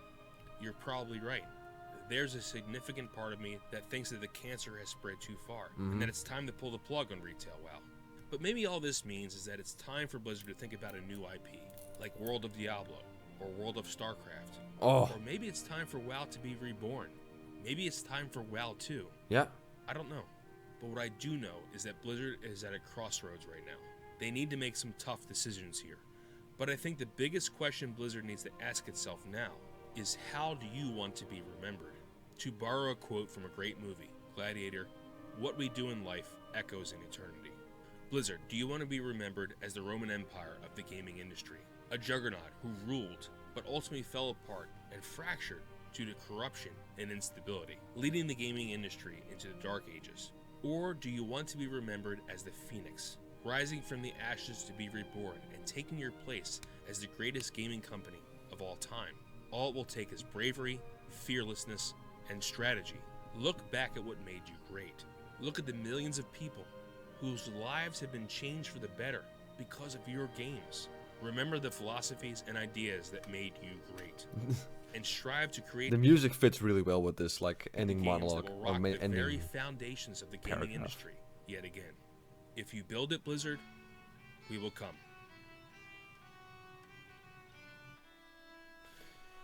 Damn, there you go, boys. Defcamp Melderon TV. You guys got to check him out. That was a great video. Let me go ahead and throw it a little likey-like. 114 dislikes. Wow. All right, boys. There you go. That's Defcamp and Melderon for you. Who else can we check out? We had the... Oh, yeah. I wanted to see what Madseasonshow had to say. Again, Madseasonshow, pretty well-known YouTuber, of course. I like the fact that he makes tons of videos regarding Classic. He seems very passionate about just World of Warcraft in general, not just Classic, also retail. Let's see. 1 second, boys. I would honestly prefer to Blizz to make a new MMO. Yeah, I don't mind that either. TBC was when they seemed at their most fearless, even with their massive rising population. I'd agree, yeah. Hey, what about? Hey, by the way, hey, what's up, Gmorg? Yeah, I think you're right. I think Blizzard kind of like old Blizzard, old school Blizzard. The guys that were your buddies, you know, they were. Oh, the lines were delivered. Sweet. Thank you very much, Chimly. You're the best. You're the best. And don't worry, man. I was not like getting all angry and passive aggressive like yeah. No, man. It was fine. I've been busy real fucking like with real life too. So you're good, man. You're good. And I appreciate that you got to get. Oops. Well, you can blame that on me, man. Send me the bill for I don't know whatever that thing you're making. All right, boys. So Madseasonshow. He has a video called WoW Classic, What We Know So Far. I want to watch this one with you guys. Maybe we'll watch one more video. Again, if there's some YouTuber that you guys say, okay, if there was some YouTuber that you guys say, okay, this guy has like next to no subscribers, Hamster, you got to check this guy out. You got to give him some more exposure. Put it down in the comments below, and I will do that. I will do exactly that. But, oh, we can actually play one of... Chimley's videos too, by the way. Or Warcraft too. Hold on. Wait. Let me actually... Oh. Warcraft. Ah, there we go. Yeah, yes, Warcraft. Of course. How could I forget the name? Of course. Yeah, so these videos are also awesome too. We're going to go ahead and check one out too. First, let's check out the WoW Classic, What We Know So Far by our buddy Madseasonshow.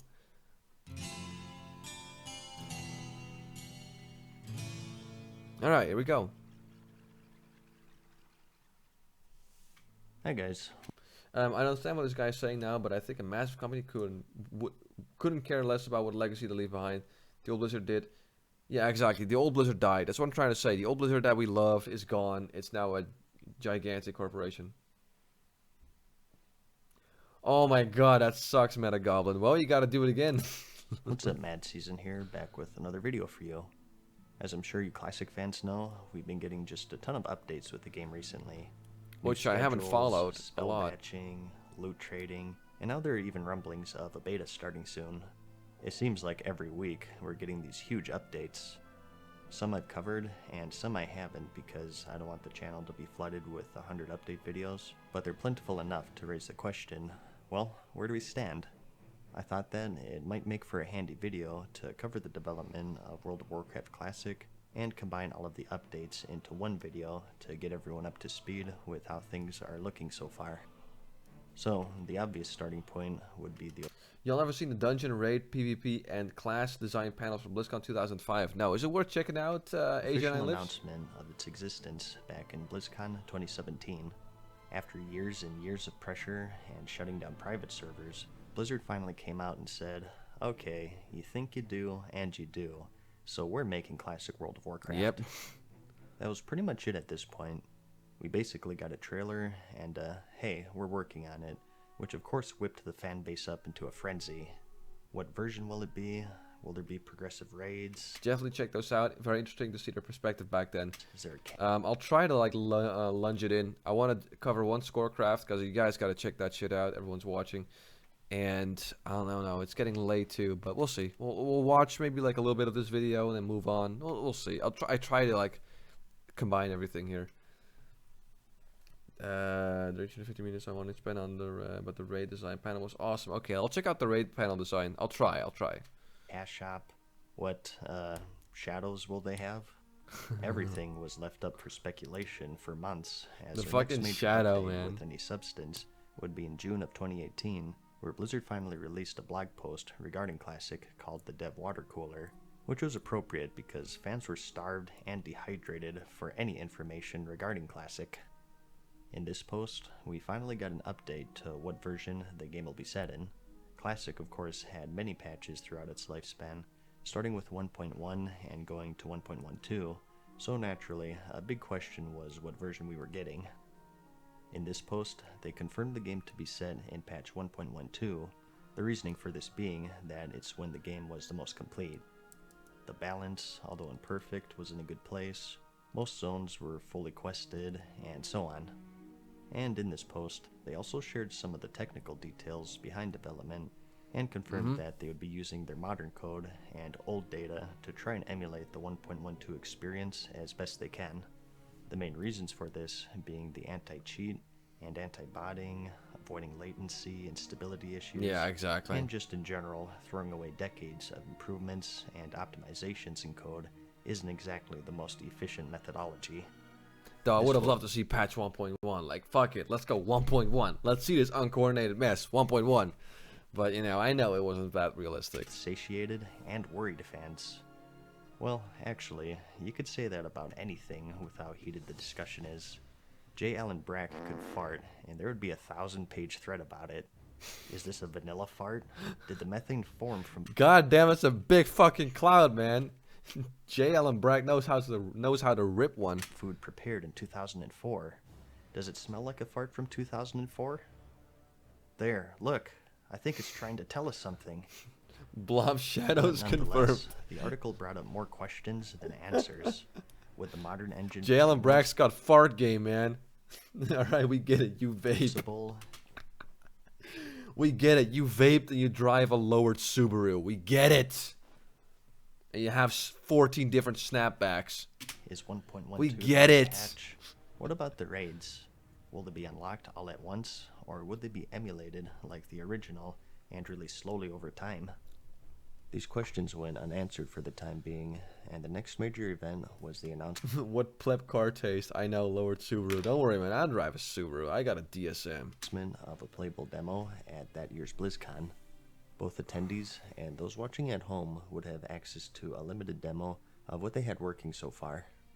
The focus was questing in 2 different zones, and that's Westfall for the Alliance and the Barrens for the Horde, and players would be restricted to levels 15 through 19. There would be no dungeons nor PvP, barring the dueling system of course, so it was pretty limited, but who cares? It's official classic, and we actually get to play it. Another update was posted shortly after, and they elaborated on their decision to make use of their modern codebase, and confirmed another lingering question, and that's World of Warcraft Classic would have full Battle.net integration. Of course, yeah, that was kind of inevitable. I would prefer it if a key was required to get inside Searing Gorge before Flight Path was added. A key inside Searing Gorge. Why that? Hey, Amster, what's your favorite band? Oh, the Contortionist definitely comes close. My favorite metal band. Fuck, man, it goes from left to right all the time. Favorite metal band. Does Polyphia count as like metal? Because it's crazy shit. I like that. Favorite metal band. Right now, I'm enjoying Haken. I still enjoy Animals as Leaders. Their dogs were astronauts. I fucking love those guys. What else am I enjoying? Architects. Stuff like that. Meaning that, just like all Blizzard games, you Gonna give DB a try? What do you mean with DB? Fabian. can chat with your Battle.net friends, enjoy Oh, Veil of Maya, of course. Yeah, I still pop on Veil of Maya, though. They added clean vocals to that, and I was like, I don't know. It's still alright, but man, the older albums, man, they ain't got shit on that one. voice chat and so on while playing Classic. This was good news for some and bad news for others, as there is a hardcore following for that 100% emulation. For example, this makes talking cross-faction much easier, which eliminates some of that faction separation, which was a bigger aspect back then. It really depends on your perspective. Yeah, I don't want. This was when things were really starting to... I still want to not be able to understand the other faction. Oh, Dragonblight. No, I'm not gonna check it out. I don't have time for that. I'm sorry. Up though, as players would be able to data mine the game, and some screenshots of the build that they Okay, were let's skip using ahead were just a little starting bit. to get Let's skip ahead just a little bit, boys. 5 sees the release of AQ40 and AQ20, along with the accompanying war effort, as well as updates to the dungeon loot, which came around the same time. And lastly, for Phase 6, we have the final raid of Vanilla, which is of course Next Ramus, and the Scourge invasion to mark its release. All of these are pretty close in relation to each other, and this came as huge news, as it's a much more accurate emulation than the original release. I got my shit kicked out of me Friday night in the mosh pit when I wanted to see black metal bands Didn't understand a single lyric, but oh yeah, man, I'm right there with you. I'm not a huge dude, in case you guys haven't noticed, but if I go in the mosh pit, man, I sometimes get like I come home with like a fucking black eye, or I don't know, some weird marks on my elbow or some shit, because you're just like, ah, fuck it, you know, especially if it's a wall of death and shit. Man, I've collected some bruises and scabs over the years in mosh pits, but I can't resist, man. I'm not in a mosh pit the entire concert, but I do throw myself in there for like a few times, you know, just have some fun, shove people around. Schedule. It's not exact, of course. As I mentioned, Classic had 12 patches, but still, it's pretty close. And they also noted that certain aspects of itemization would also be following this plan. Of course, as you'd imagine, more and more powerful items would be slowly added to the game. Some would say are too powerful to be raiding the Molten Core or Onyxia with, so these two will also be released along with the phase that they deem to be the most appropriate.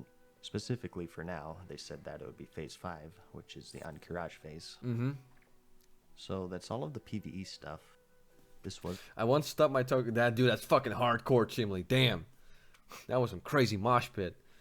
What opera were you seeing, by the way? Updated even further on April 8th to include PvP scheduling.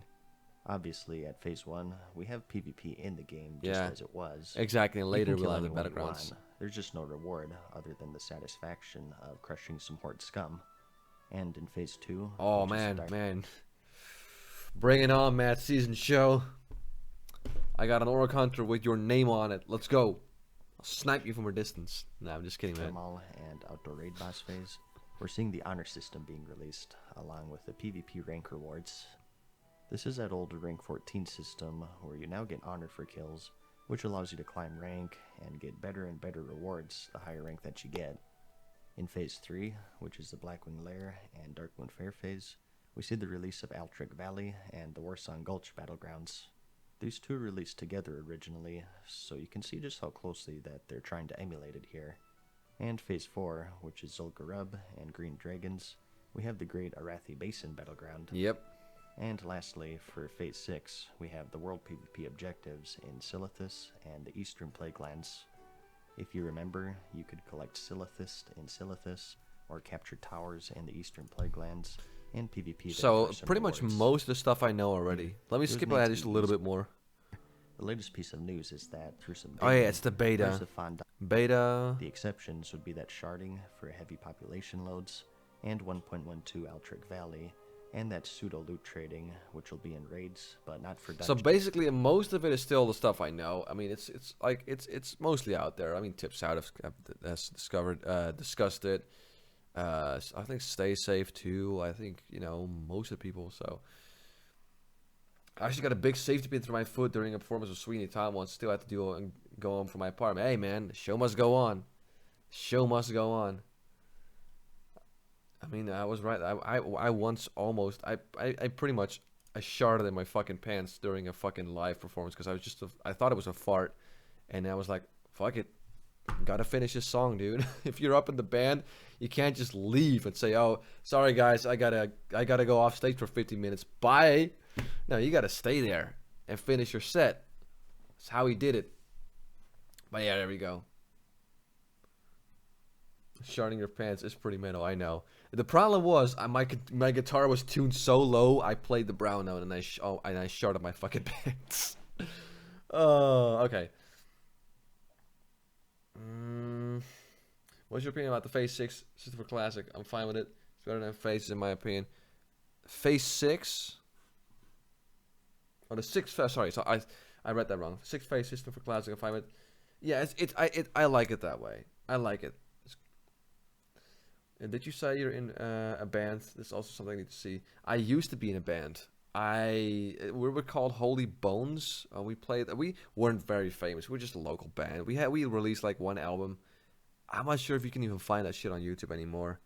But we were a local band, and we played on a couple of gigs. It was really fun. But again, there was one gig where I just farted. I thought it was a regular fart, and I mean, if you would have paid attention to me, you would have seen me go like that face, like, oh my god, it's not a regular fart. Holy shit, I'm screwed.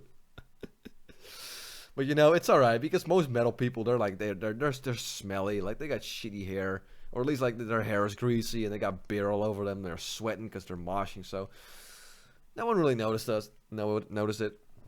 Show us on stream. I gotta find it, man. I'm not sure why. I have the album somewhere laying around, but maybe in a different stream. Anyway, guys, I wanna show you guys a quick scorecraft from Chimly because this shit is amazing. If you're a music geek like me, check this shit out. Okay, let's okay. Which one should we do? Oh, yes, Thunderbluff. Watch this shit, guys. Again, if you're a fan of lore and the music that you listen to in game, check out this shit. By the way, you bought an Ibanez for your birthday, didn't you? Which one was it? Oh yeah, hold on. I can show you that real quick. I bought myself 2 guitars for my birthday. Look, this is the one I bought. Look at that finish, boys. Look at that goddamn finish. Ain't that just purty? That's pretty nice. Maple fretboard, because I am a sucker for maple necks. That classic Ibanez headstock. It is absolutely gorgeous. So that's what I got for my birthday. And another guitar. Alright. Here we go, boys. This is Scorecraft by Chimly. Welcome to Scorecraft, Episode 1, Thunderbluff. Towering above the rolling prairies of Mulgore stand the 4 venerable, ancient mesas of Thunderbluff. These mighty pillars of stone serve as the ancestral home of the Tauren, a wise and deeply spiritual people who revere, perhaps more than any others on Azeroth, the importance of communion with nature. It's hardly surprising, as their city, that great cathedral of Earth, is a humbling reminder of the power and beauty of nature. From its vantage point, they can survey all of their tribal lands and track the roving packs of Kodo and other game. Their society revolves around the Great Hunt, and their part in maintaining balance in the dance of life out on the plains. They live their lives in perfect harmony with nature, in lockstep with the rhythms of their habitat. Yep. To this end, ceremonial drums can be found at every turn, and ever can you hear the beating of drums, as though they were the beating hearts of the mountains themselves, echoing throughout the bluffs. You can hear like throughout, Wizened elders and eager young braves alike, playing along in unison to the beat of Arnshe, the Earth Mother. This solemn, quiet worship instills within the Tauren an unshakable faith in their spiritual rites, losing themselves in the physical. Hold on one second. The other day I was thinking that you should do a sequel to videos of full run quest preparation secrets. Old dungeons. I mean, I thought about doing like dungeon guides, but a lot of other people I think have done that before, so I wouldn't really be adding a whole lot actually. I love the Native American. Yeah, exactly. Exactly. AJ9. Love it too, man. I have an Ibanez Blazer series. I know that Ibanez love. Oh, nice, man. Oh yeah, Ibanez Blazer. Wow. Act of the drumming, and in so doing finding themselves again in the Come on, give us a jam. Maybe next time. kinship of their tribe, the connection to their ancestors, and in the rhythms of the land. The first melodic motif is a musical description of the great windmills of Thunderbluff, or perhaps a reference to the circle of life. I'm hearing a C sharp. Or is that a C?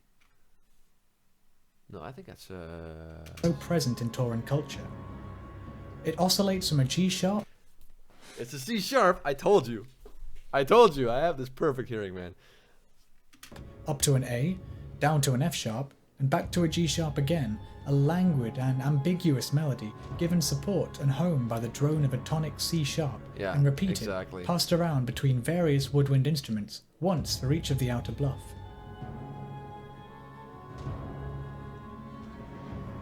Thank you very much, Chimly. Thank you very much. C sharp minor. Yeah. So that in guitar, of course, would be, well, I have my guitar.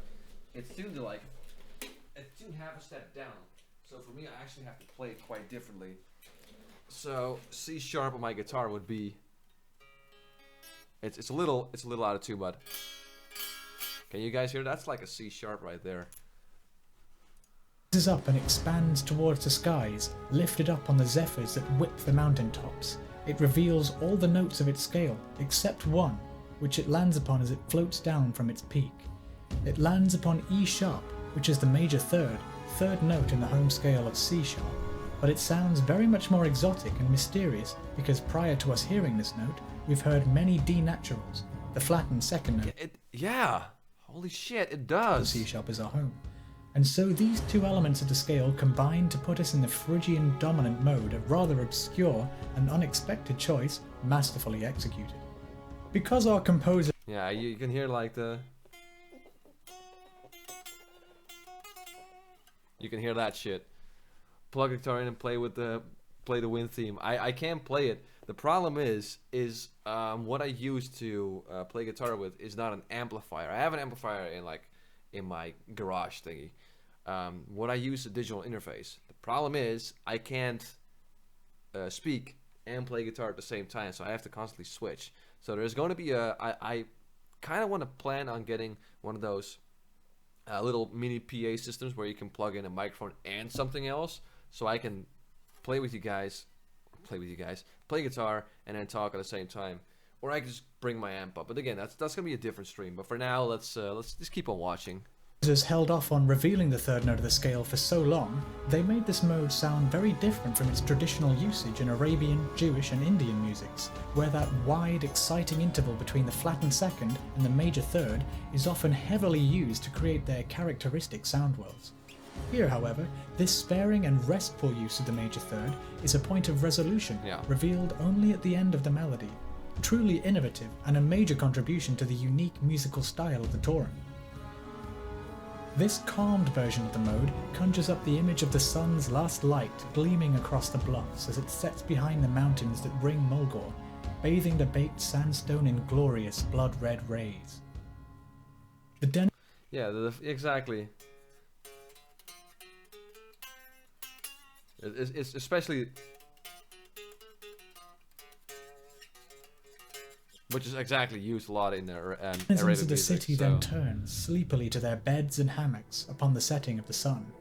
We hear in this early twilight one of the main melodic motifs of Thunderbluff. That's at least the beginning note you hear. It's like a little. It's like a trill. It goes from like E, F to like D and then back or something like that. I don't know. That's kind of what I'm hearing. Based on the oscillating windmill pattern from before. A lone note followed by a turn, and then three notes. Yeah, exactly. So it's, but again, I'm reading it wrong because it's tuned differently. But falling to the first note again.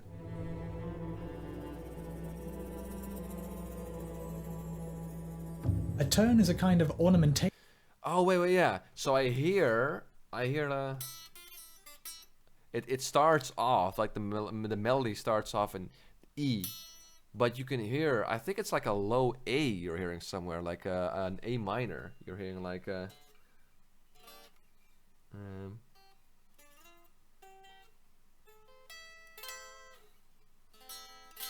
You can hear like an A minor, I believe. Wait 1 second. Let me scroll back a little bit. Alone. You can hear like, and that definitely is.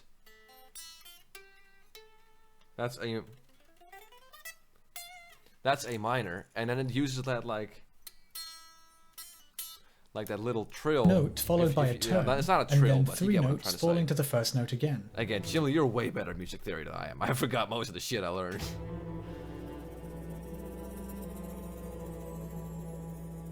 A turn is a kind of ornamentation. Those drums. What I like about the drums, it almost feels like there's I'm not sure if it's reverb, but you hear like a lot of like feedback, like you hear like thundering on.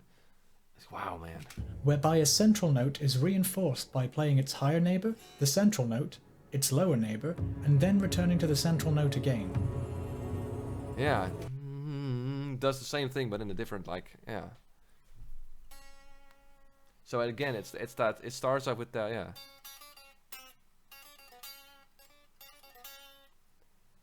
Exactly, big reverb. I haven't really touched vanilla for 6 months now because I want to get the best class experience, but you're the only WoW content creator I still follow, plus Madseason. Nice, man. Thank you very much. Again, if you've seen the videos in this stream, go ahead and subscribe to these people as well. They're amazing. It's a very old ornament, but is perhaps most famously featured in the piano works of Frédéric Chopin, and here are some examples.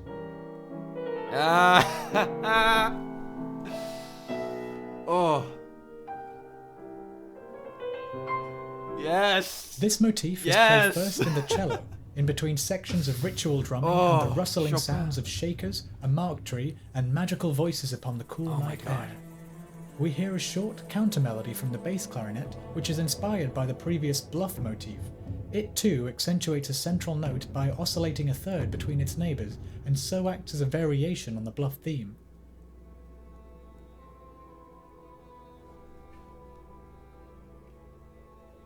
Yeah, exactly. And it starts off with A. Yeah. It's like... It's just, again, A minor. It's focused on...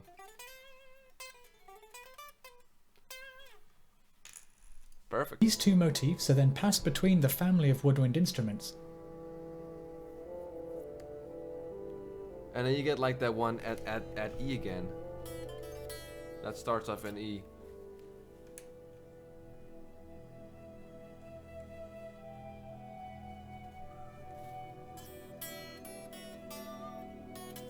Something like that, yeah. And it ends with that B. A B at the end. And then it repeats the pattern. It first doesn't... And then it actually goes down to B when it does that first little lick melody, and then it goes back to B, and it does it on it starts on B, I believe, if I'm not wrong. Druid or shaman in retail for you? You mean retail as in classic, or retail now?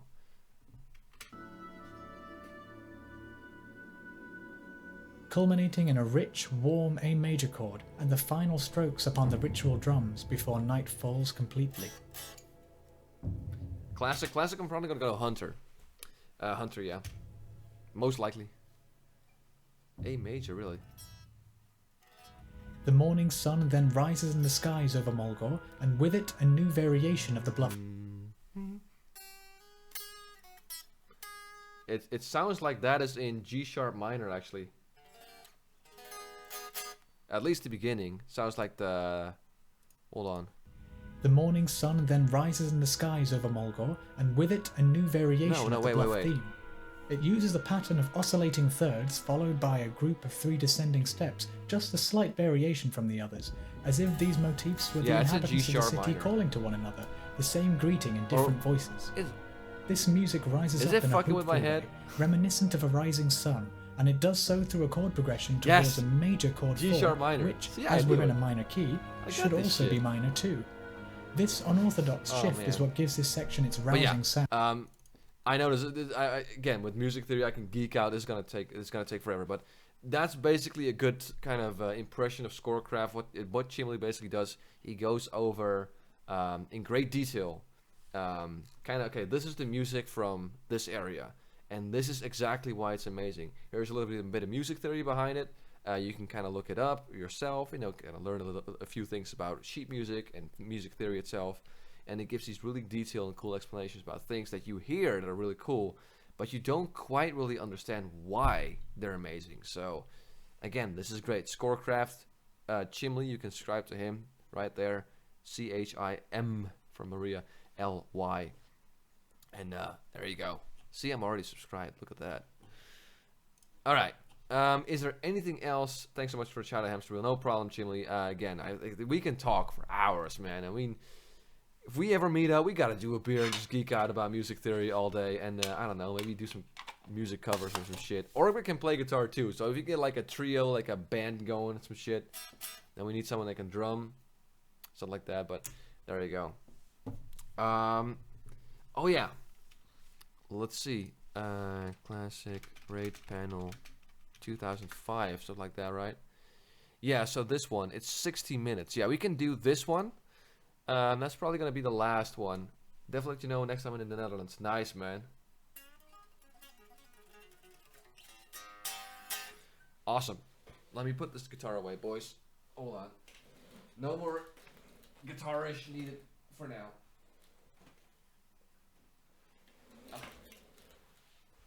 I need to go to bed soon, boys. It's getting late, but we can do this one real quick. So we'll start off with the definition of a raid, because it's PowerPoint, and we gotta be corporate. And no, I'm just kidding. The dictionary defines a raid as an entrance into another's territory for the purpose of seizing goods or valuables. Dungeon one is better? Really? Hold on.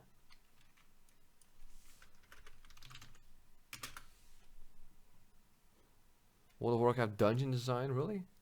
Should we do that one instead? 20 minutes. Hey everybody, how you doing? Everybody's eyes are a little bit red. Wow, look at this. Towards the burning. Oh my god. Look how small this is. Look how small this fucking venue is. That's like what? Maybe 100 people max? Wow. Holy shit, that's small. It's like they've just rented a room in one of the fucking... How do you call it? The Hilton Hotel things? Holy shit. 2005 people. A lot of fun for players is not feeling like they're funneled through content, like they only have one choice at one time. So when I talk about level range coverage, what I mean is that we also didn't want to start the dungeons off too early because it takes a little bit more organization to do a dungeon than it does the outdoor world. So our lowest level dungeon is not in Rizzo anymore. One way to get people to go to dungeons to have some fun with our boss encounters is put really good loot there. We figured out that the right at the back of experience some church. dungeon is actually better than the outdoor world, but there are a few factors that come into play that make it more efficient to level up in the outdoor world. For example, you've got to get a group together to form up and even go to a dungeon. There's a travel time associated with getting to a dungeon. Dungeons require a much more tactical approach to combat. You don't just sort of smash through a field of boars, you know, doing thunderclap if you're the warrior, like, just aggro it all, I need XP. So kind of slow you down a little bit in dungeons. Our goal towards the Burning Crusade is to try to get back to where the experience feels meaningful in a dungeon. So when you're leveling up to 60 through 70, you don't just shoot to the end and then do the dungeons. We want you to do the dungeons as you level up. So that's something we're going to focus on for the Burning Crusade.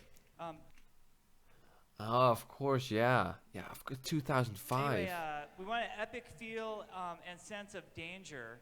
This usually happens in the form of bugs where like Mortal Strike's doing 4 times the damage than it's supposed to. But occasionally we put really dangerous bosses and achieve that.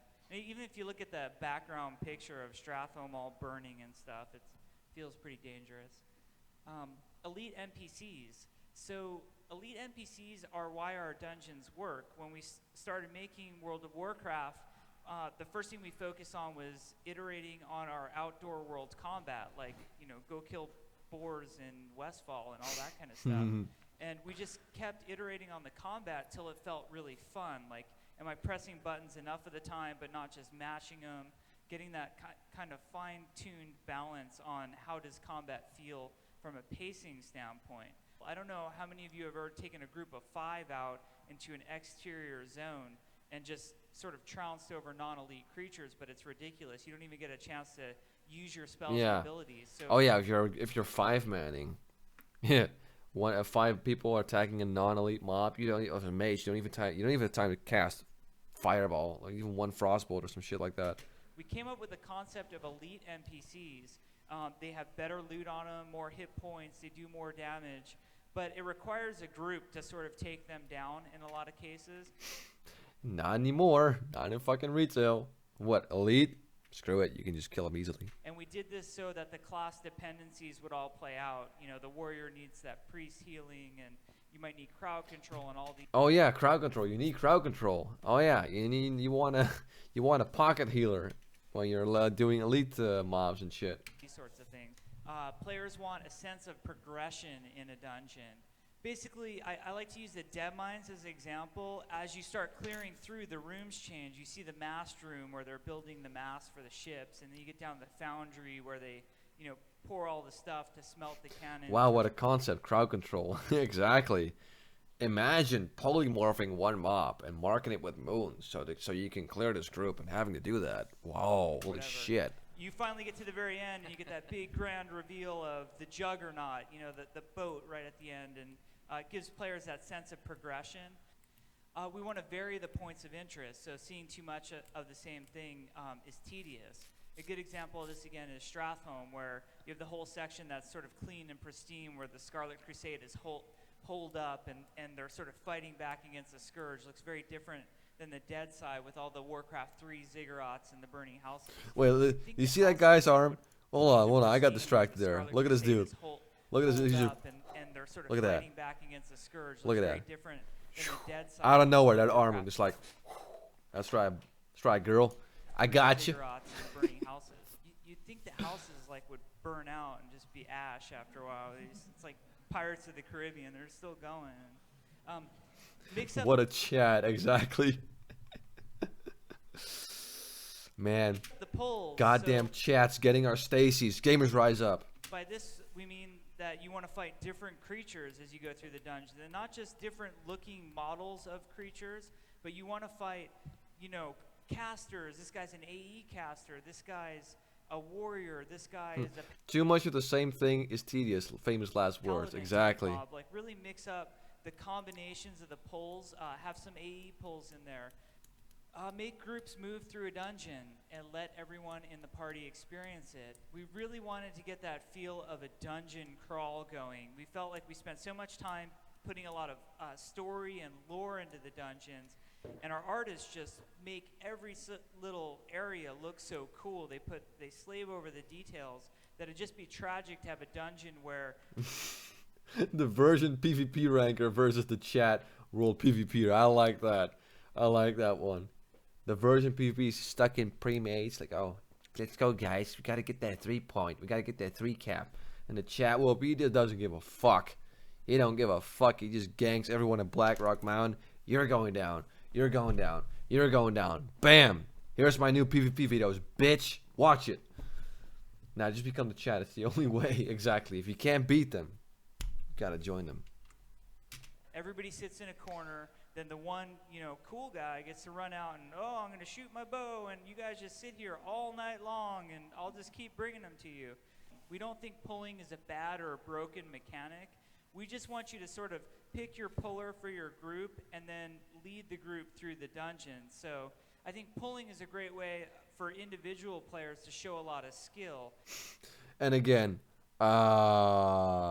pulling in dungeons in retail and shit, at least like, you know, low level dungeons, what pulling? Everyone just charges in and just AoEs the whole fucking place down. Done.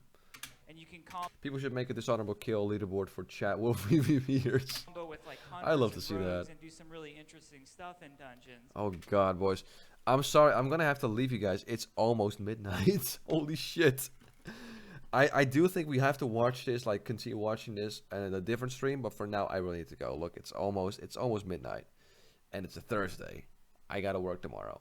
So unfortunately I have to end the stream here, boys. Again, it's been amazing. I'll try to upload the stream later on and then put the channels that we watched in the description. So even if people want to watch the replay or look at it later and say, what was that guy again that made the Scorecraft? You know now. Okay, there it is.